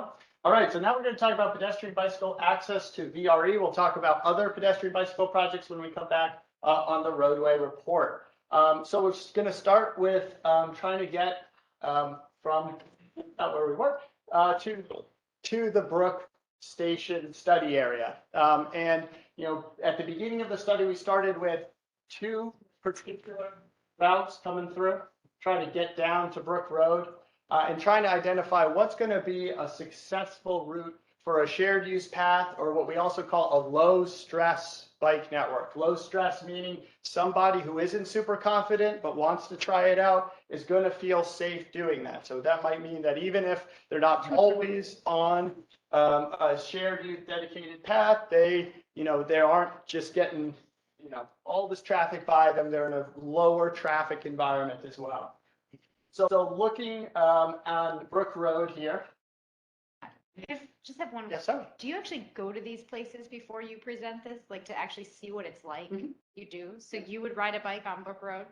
Oh, no, well, we're actually going to talk about our, It's to the Brook Station, so you wouldn't be too much on Brook Road. It's just at the corner there when you connect from Andrew Chapel. But I would say that part on the left there where you're coming the back way, that's definitely not a place to ride bikes. I see Courthouse to Andrew Chapel and then to the station, but not the other section. Sure. So I mean, just on our method, yes, we do site visits. We do pedestrian bicycle planning throughout the state. So we're very familiar with the sort of parameters in terms of, what makes a safe facility. And part of what we've been looking at here is trying to understand what are the types of constraints and issues that affect whether it's going to be a safe used environment for pedestrian and bicyclists. And some of the things that we'll look at and talk about are, how many curb cuts, how many driveways are we going to be crossing, right? We want to try to avoid a situation where we've got so many driveway conflicts, it's not going to be particularly well used, or you might have a lot of property impacts, which make it very challenging to implement. Also, can I just interrupt? Let's also not preempt what they're doing. I think if you move it Yeah. along to your next slides, that blue is not where they're saying this is going to be a bike path. Those are areas that they investigated. As the slides go on, you will see that the actual bike path is proposed for. Yeah, so I would say our whole study has been folks, proposed in the phase one. We're trying to connect to, in this case, Brook Road. What are some ways that we can get there? Now, I think there might be some comments on this because the challenge that we had on Courthouse and going over was just the amount of sort of property impacts we would have along the way to create a really successful shared use path through this largely residential corridor. We wanted to look at whether in this western side, we could provide on relatively low speed roads and using some different techniques we've seen throughout the state to provide some quality shared use path, an opportunity to connect through in a relatively straight route that we see here in the green connecting from the hospital over to Brook Road. I'm just going to say, because I drive there all the time and this is my area, I don't think that's a great place for bikes. It says relatively straight is what you said, but there are some areas I think would be unsafe because of the curves. It's very narrow. And I don't think people want to bike past the landfill. Fun bike ride to me. So I would look at that again, just to let you know. Sure. So I think some of the things that we do see here. I don't want to go with the cheapest thing. I want to go with the thing that makes sense. And I think Courthouse makes sense to handle. And so I think, what we heard from I would say from staff was a lot of concern as I was articulating about just the overall right of way and environment on Courthouse. So in looking through here, we were seeing the opportunity, to make use of the easement, which can get us the utility easement, which can get us some dedicated way, the Civil War Park as an attraction for pedestrian and bicycle connectivity. So those were some of the things we saw. We hear that point for sure. The bikes already travel Courthouse regularly. They're already there. We hear. I don't know who you're talking to with staff, but I live there and that's what happens. Yeah, we hear the comment. Should submit that. So I think, to give an example of in this corridor, this sort of gives a sense of what are the types of treatments we're looking at in terms of shared use paths, regardless of the specific corridor. But usually we start with a minimum of 10 feet for a shared use path. We try to create some separation from the roadway, often use that to take advantage of some stormwater facilities. You can see a bioswale here. So this is on the edge there on Brook Road. And we'll talk through a couple of the other shared use path options in the next few slides. So then the next VRE station we're looking at here is the Spotsylvania station. And we were, presented with two potential options to look at coming from the north from Benchmark Road, which ties in with what's called the East Coast Greenway. So a very long-term plan for very long distance bicycling throughout the East Coast, as well as heading over towards Germanna College. So we looked at both of these in terms of some of the options. And so on Benchmark, it's probably familiar to folks, we have a little bit of constraints on both sides. We have some property constraints on the east side and parcels right against, as well as on the west side, we have the railroad, which always poses challenges in terms of trying to fit things in a way that's safe and meets their requirements. So we generally on Benchmark look to be on the east side. And then we look at a couple of different options for connecting toward the south. We have going here adjacent to the rail corridor. We have some real constraints here that we need to work through to try to provide a connection parallel to the rail tracks to hit the Spotsylvania station. But we'll talk about some other routings as we look to the west. So as we go through the Benchmark Road corridor, we look at basically two types of typical sections that we'd be looking at.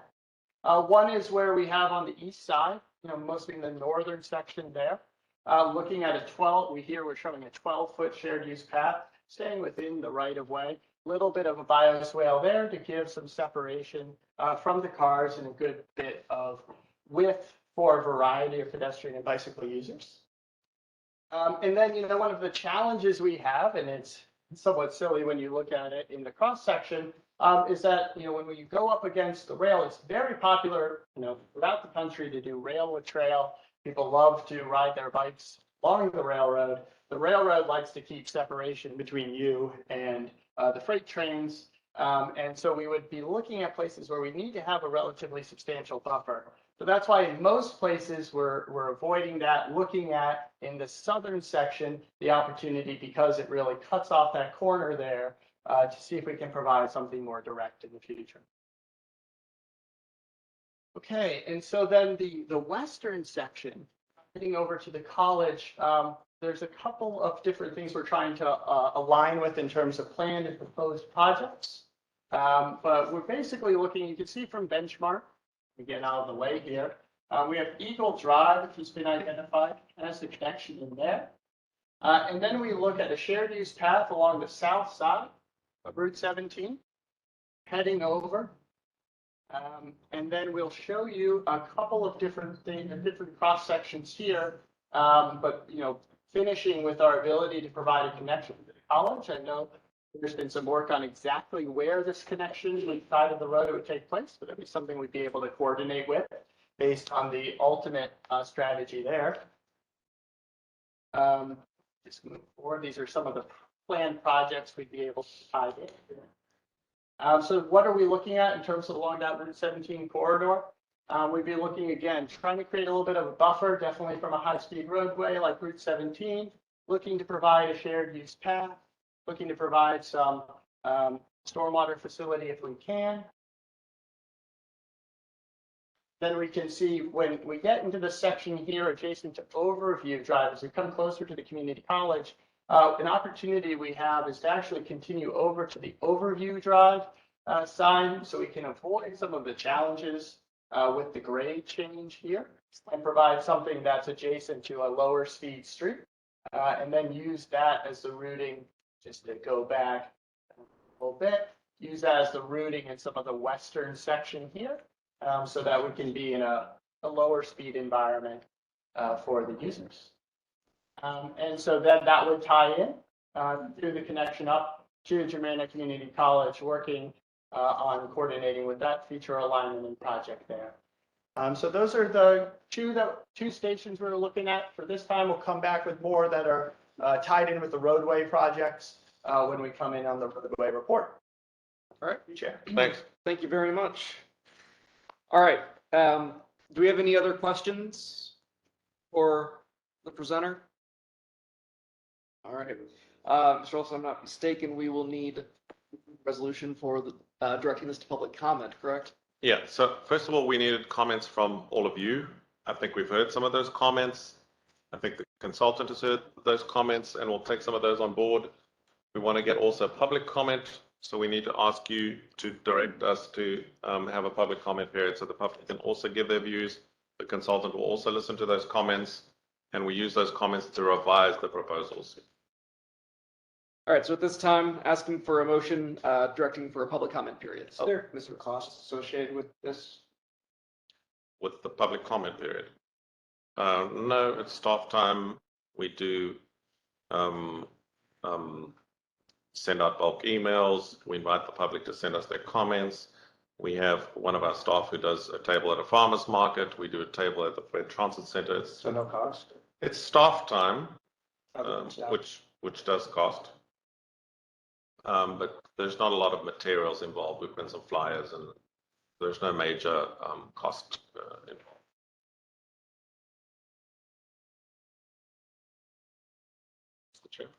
Do we have a motion?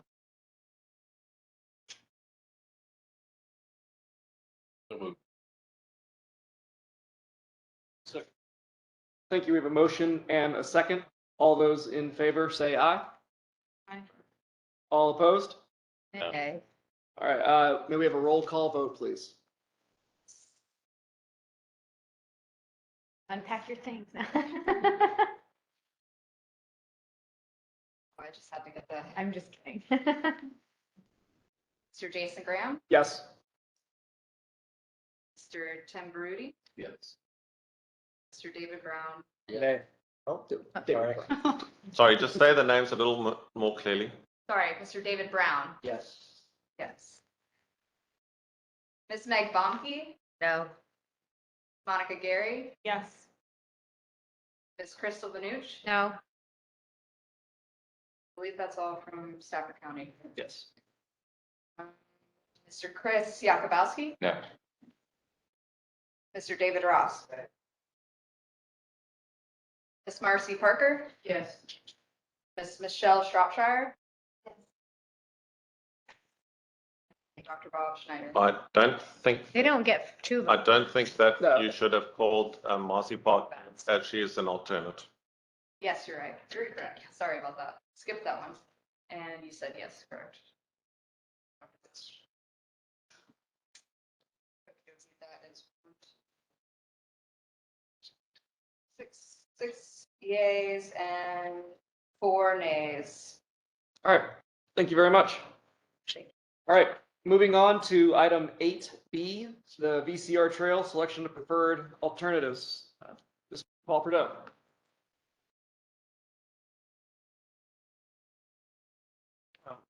This advancement created.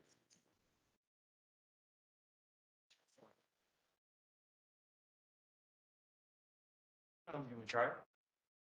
Yes, yeah. I'll Okay. have to like. Okay, so I guess no break, Ian. I don't need a break, but we just keep soldiering on. Okay. Talk really fast. Yeah, talk. In the interest of time, yes, I think we have Gotcha. to I get hear it loud stuck in. and clear. My name is Paul Prideaux. I'm here to talk about the Virginia Central Railway Trail, specifically 3 crossings of the trail. You know, the trail exists in certain places and it has gaps. So what we were asked to do is look at these 3 locations. 2 of these 3, there is a crossing. It's at grade. You can walk across where cars are competing with you, and there is marking and signal to help you. But there's not a crossing. There's no way to cross 95 here. So the question that we were asked is to help with feasibility, cost, the challenges about getting grade separated crossings at these locations. So instead of crossing at grade, imagine being able to get over or under at each of these 3 locations. So you'd still be crossing the road, but you would have protected infrastructure to help you do it. So what we did was we looked at 3 ideas here, and I know that's not a great map. You'll see more in a second. 2 ideas here and 3 here at 95. And they involve tunnels or bridges. And the idea is we would, as a group, and the TAC has already seen this, and they have a recommendation, would pick 1 at each location for us to develop it further. More light engineering more cost in investigation, such that if you wanted to pursue funding, you'd have the type of information that would be necessary for that. So that's kind of a two-phase study. Universe of alternatives, what are the challenges, picking a preferred idea, and then developing it further. So we haven't started the developing it further. The idea would be this group would agree on one idea at each location, and then we go. So big table here. Is this off the bottom? There we go. Okay. I'm not going to go over this table. Okay. It's in your packet. These are the ideas. Here are the three at I-95, two of them at Route 1, and three at Lafayette and Route 3 over here. So I'll go over each of these with pictures. They're a little bit easier to digest. So let's start on the west. So this is 95. Right now, you cannot get, unless you're going to climb through there, which you could. I mean, you could see daylight. We did it. We did it. We did it. But you can't get reasonably across 95. So there are three ideas here that we looked at. One is, it begs the question, when you stand here and you can wave to your friend on the other side of 95, that's so tempting because it's like, it's just right there. But you have real constraints with height and width and security and what about high water times and lighting? And there are a lot of issues with that idea, but that was one of the ideas. So I'm just going to keep the pace up, okay? We can come back. So one of the ideas was to somehow modify, put a dry floor, whatever, make this a possible way for bikes and pedestrians to get across. Of course, you'd have to build the trail up to this location on each side. I'll skip some of this. Here are the height and width requirements that VDOT has as standards or guidelines for trails, and it doesn't really satisfy those. The box culvert. Concerns, the concerns about this idea, height limitations, hydraulic security, maintenance liability. You're not surprised, I'm sure. This is the second idea, same location. It is the idea of an excavated tunnel. So, you know, the interstate's built way up here. It's on fill. When it was built 70 years ago or whatever it was built up there. So there is room, there's headroom where you could theoretically bore a tunnel to get through there. It happens all over the world. So, you know, it's a $10 to $15 million idea, including the trail to get to this location. But that's a possibility. Spoiler, this is the one of the three at 95 that the TAC said, if we're going to investigate one, we'd like this one. You know, just a reminder, this is the old rail bed, right? It meanders and serpentine around the region. So they like the idea of staying at the grade of the old rail and then following that alignment up to the county. So it's a tunnel idea. The third and final at 90. Oh, here are just some pictures of other examples. You know, you have one bigger tunnel or two smaller tunnels. You can't help but think about geotechnical things, noise and vibrations, maybe some ground movement. So a lot of people would be watching and be very nervous and wanting to make sure the engineering and the design was good for such a thing because the interstate is so important. The third and final option at 95 is still the same area, but imagine crossing over top. So an aerial crossing, like there's one over Route 28 up by Dulles. So it's certainly feasible. But remember I said earlier, the interstate's up high and you're way down low. I mean, you have to go way up to get to a crossing and then come back down to get back to grade and keep going west. So, you know, that requires things like some kind of spiral or switchback or something. So, you know, that raises the question, someone dismounts the bike and they're, you know, all of that, right? And will people want that? Will the community like that? So this was not the choice of the TAC. They liked the tunnel idea. So those are the three at 95. Now we're going to switch to Route 1. Now the trail is there now. It's a beautiful trail. And here's that rail alignment again. And you can cross at grade right there. It's, in fact, there's a picture. Here's the crossing, right? So, but it's at grade. You're competing with US 1 level traffic. There is a signal there. It can stop the traffic for you, but still, the question is, could we grade separate? The way the terrain is, tunneling is not realistic for that. So imagine, excuse me, with your mind's eye, a bridge over. Okay, so the biggest problem with the bridge over, it could be spectacular, a pretty gateway structure and rusticated, whatever, but there's some interference. So you've got overhead power lines, and communication, you've got a signal system there. So that would have to be dealt with to allow those two things to coexist. So just started to brainstorm some ideas. It's possible to get rid of some of the signal hardware or all of it or some of it. It's to be, we could, so, you know, the intersection could be reconstructed as a innovative intersection that allows for less signal control. And there's some free flow movements, and you know these are this is like a continuous green T, R cut. Didn't plan to go into those tonight, but the idea was if this one was desired, we could look into some of that and figure out. The idea would be how do we get the things that are in the way of a bridge out of the way. So you know the utility lines might need to go underground for at least 200 feet or something, and the intersection may need to be reconfigured, or only if you hang the signals on the bridge, and VDOT doesn't like that. All of that is what we would investigate. Spoiler is this is the one Wait 30 seconds. that, move back to the picture. This is the one that the tech said of these two options here. You haven't seen the second one yet. This is the one that they said they would prefer is to, not to do, to investigate. Second and final option here are the issues with this first option. What type of bridge? What's it made of? Could it be a signature structure? About piers that come down right in the middle, not in the middle of traffic, but in the middle of the median. And utilities, we talked about that. So it's not without some challenges. The second and final option for this crossing. Tricks from getting around. There is Hazel Run, that creek. It crosses. Doesn't really show up well in this drawing, but it's right here. So you can go under. You can get under Route 1, and theoretically you can go under. You can make a trail. It could be cleaned up and lit, and there could be a trail under Route 1 right here. So the idea would be the trail could depart. Don't cross there. You go downstream, you go up Route 1, and you go down, under, back, and like this. All right, so it's indirect, not ideal, because people are going to say, I just want to be right there.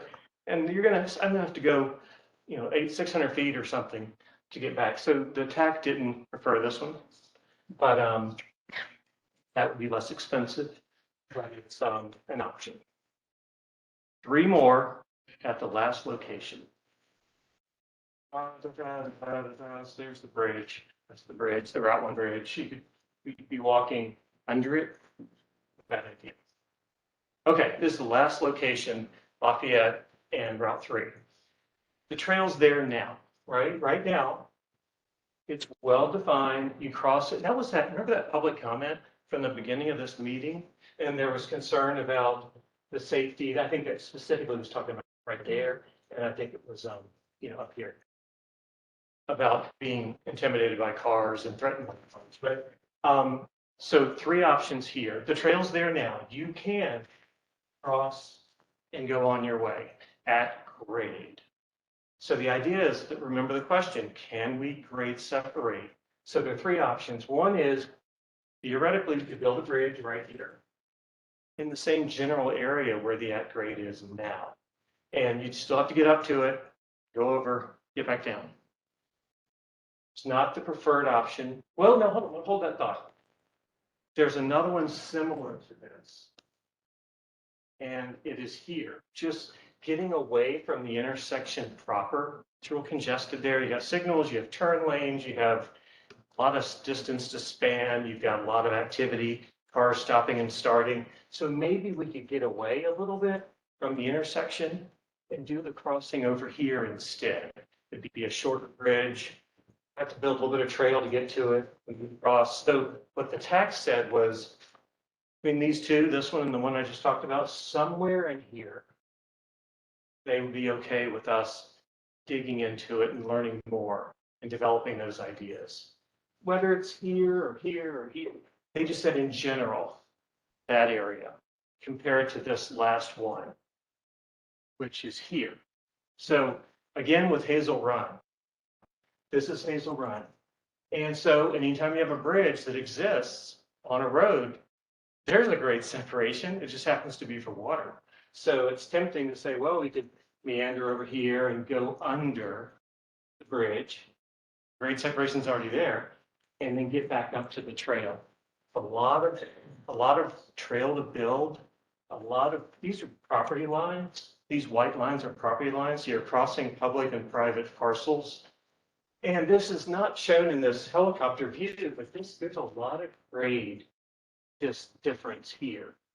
When you're down low under that bridge, I don't remember what it is, but it's a lot of grade to get back up to the trail. So we were doubting that it's feasible that anyone other than the hardcore riders, competitive type riders and runners and walkers would be comfortable with that. The casual recreational might be nervous about that. So that one was not preferred from the tech.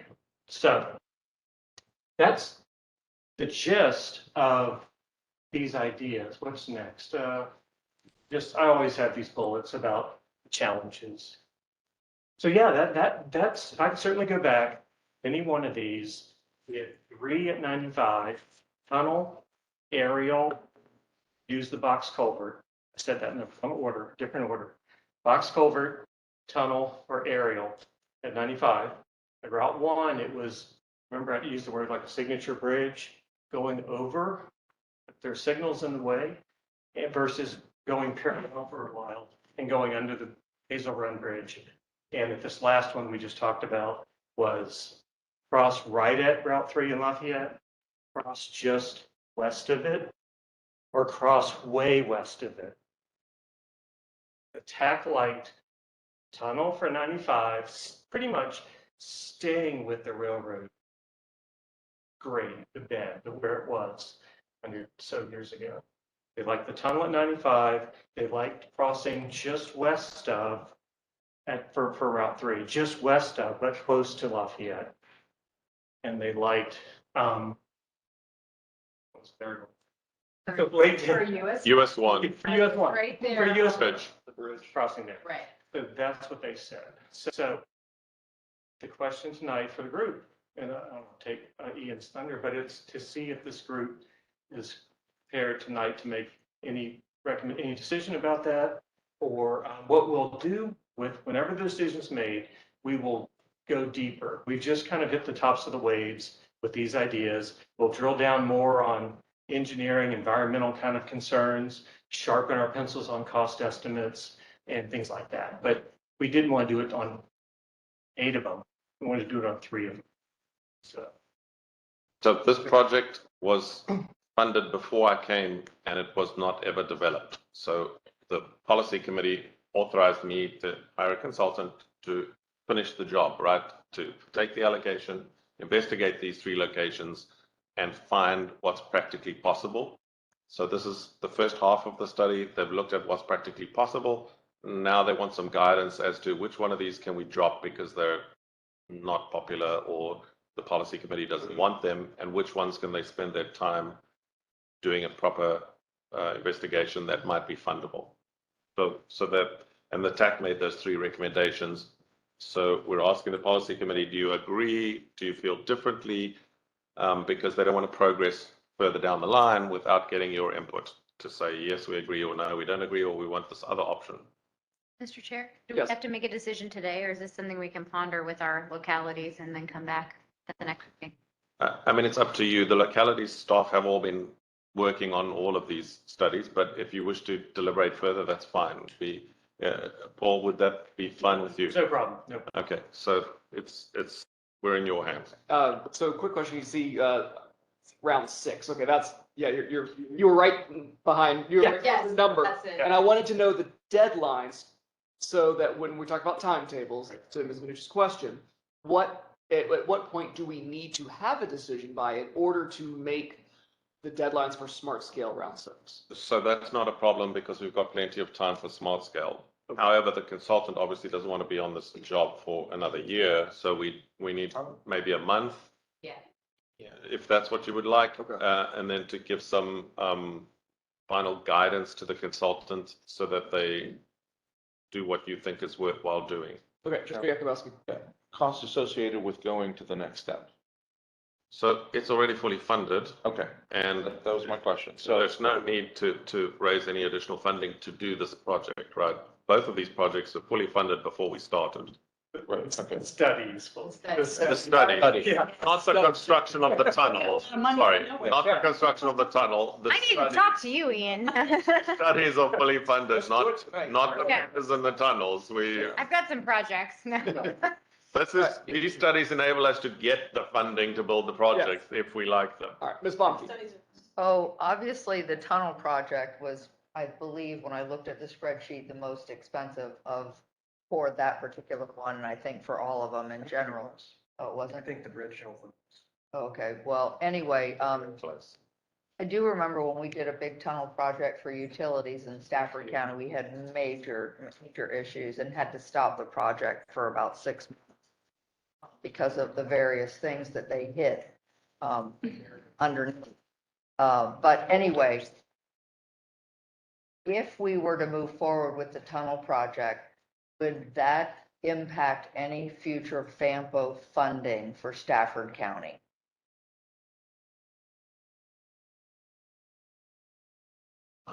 Is the question does the application itself impact your funding levels? Correct. So the study is not going to affect anybody's funding. If you apply for funding to build something, the thing that affects your standing with people like VDOT are whether you finish a project, right?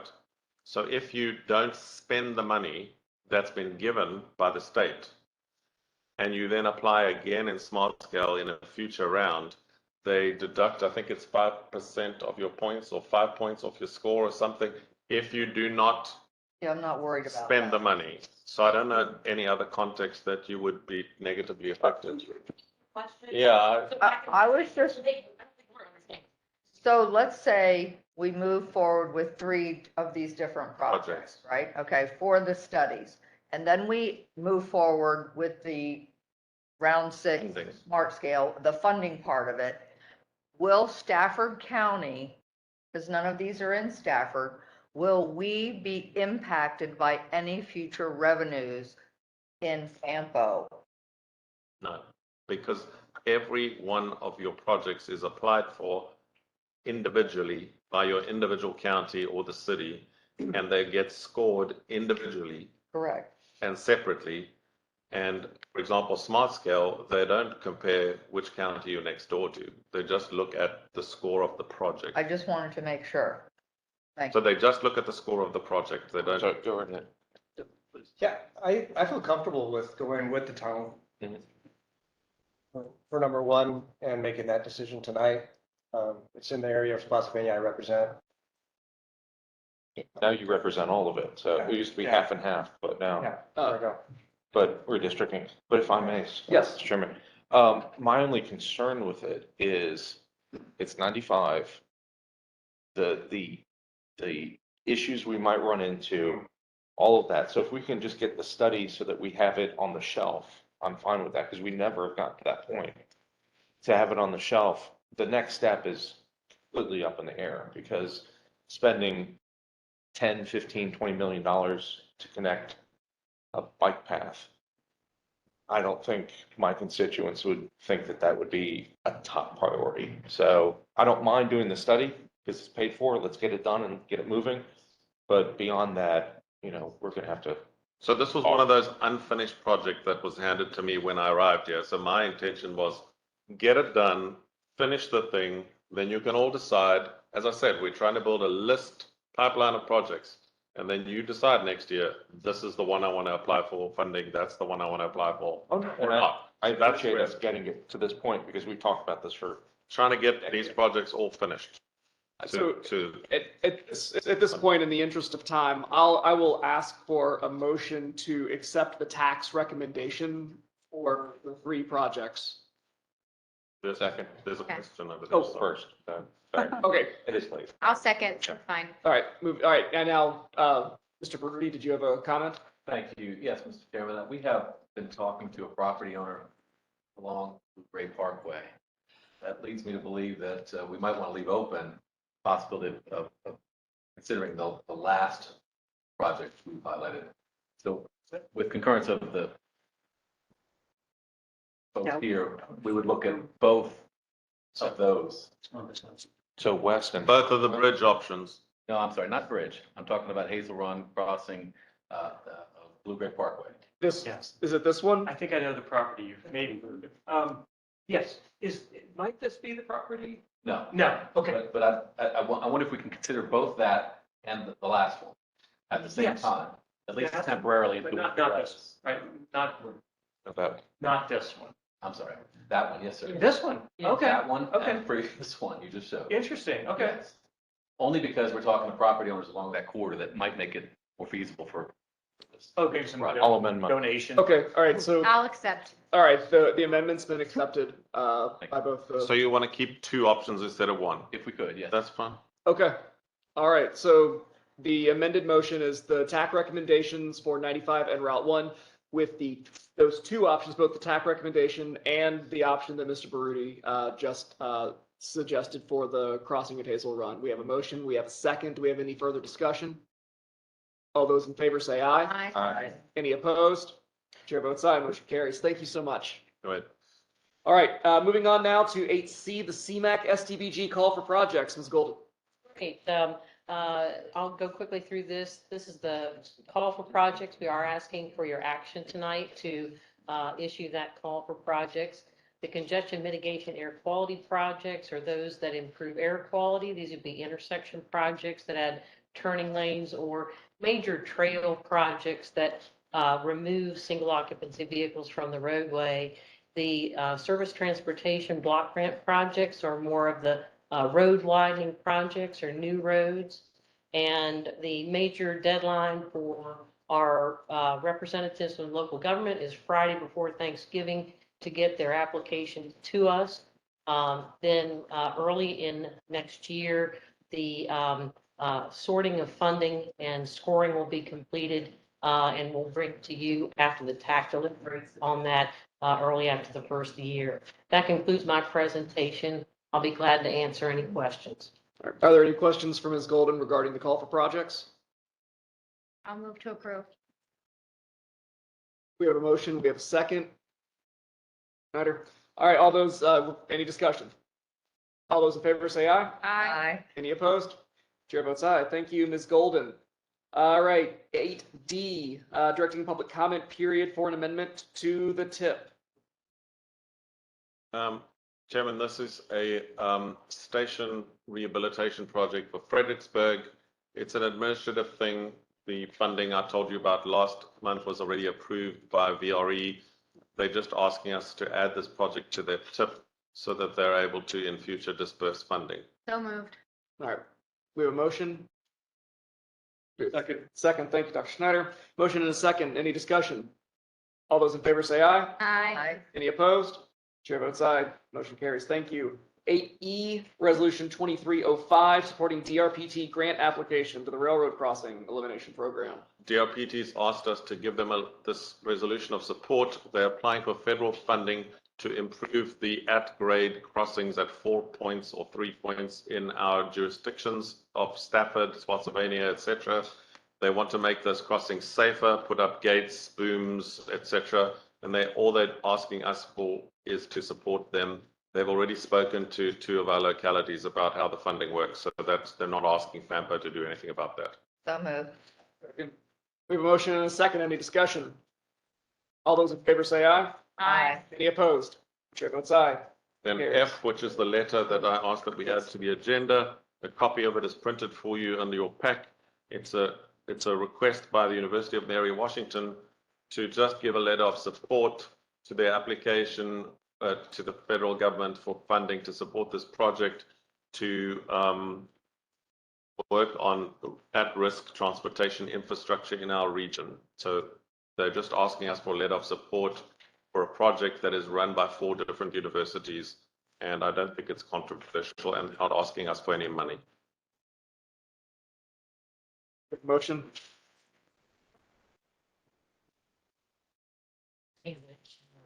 Sorry? It's attached over here to your agendas, printed. The one that came late. So moved. That Bob? We have, yes, Dr. Schneider, motion. We have a second. Second. We have a second. Any discussion? All those in favor say aye. Aye. Any opposed? Chair votes aye, motion carries. Thank you. Moving on now to item 9, correspondence. So we have 3 items of correspondence in your pack. One is about BRE, which I told you about in my presentation, so we won't need to rehash that. Their ridership numbers have gone through the roof, which they're very happy about. Second item is the letter which we received from Stafford County to ask for research into a potential river crossing. And we received also a letter from the city of Fredericksburg to do the same thing. The letters are there, I referred to them in my presentation. And then there's a final item right at the bottom. If you'll scroll down to the end, what is that last one, Coley? Earlier we had a public comment about, Oh, yes, that is the particular plan that the public comment referred to. So those are the only 3 items, Mr. Chair. All right, wonderful. Item 10, staff and agency reports. No further reports from the staff.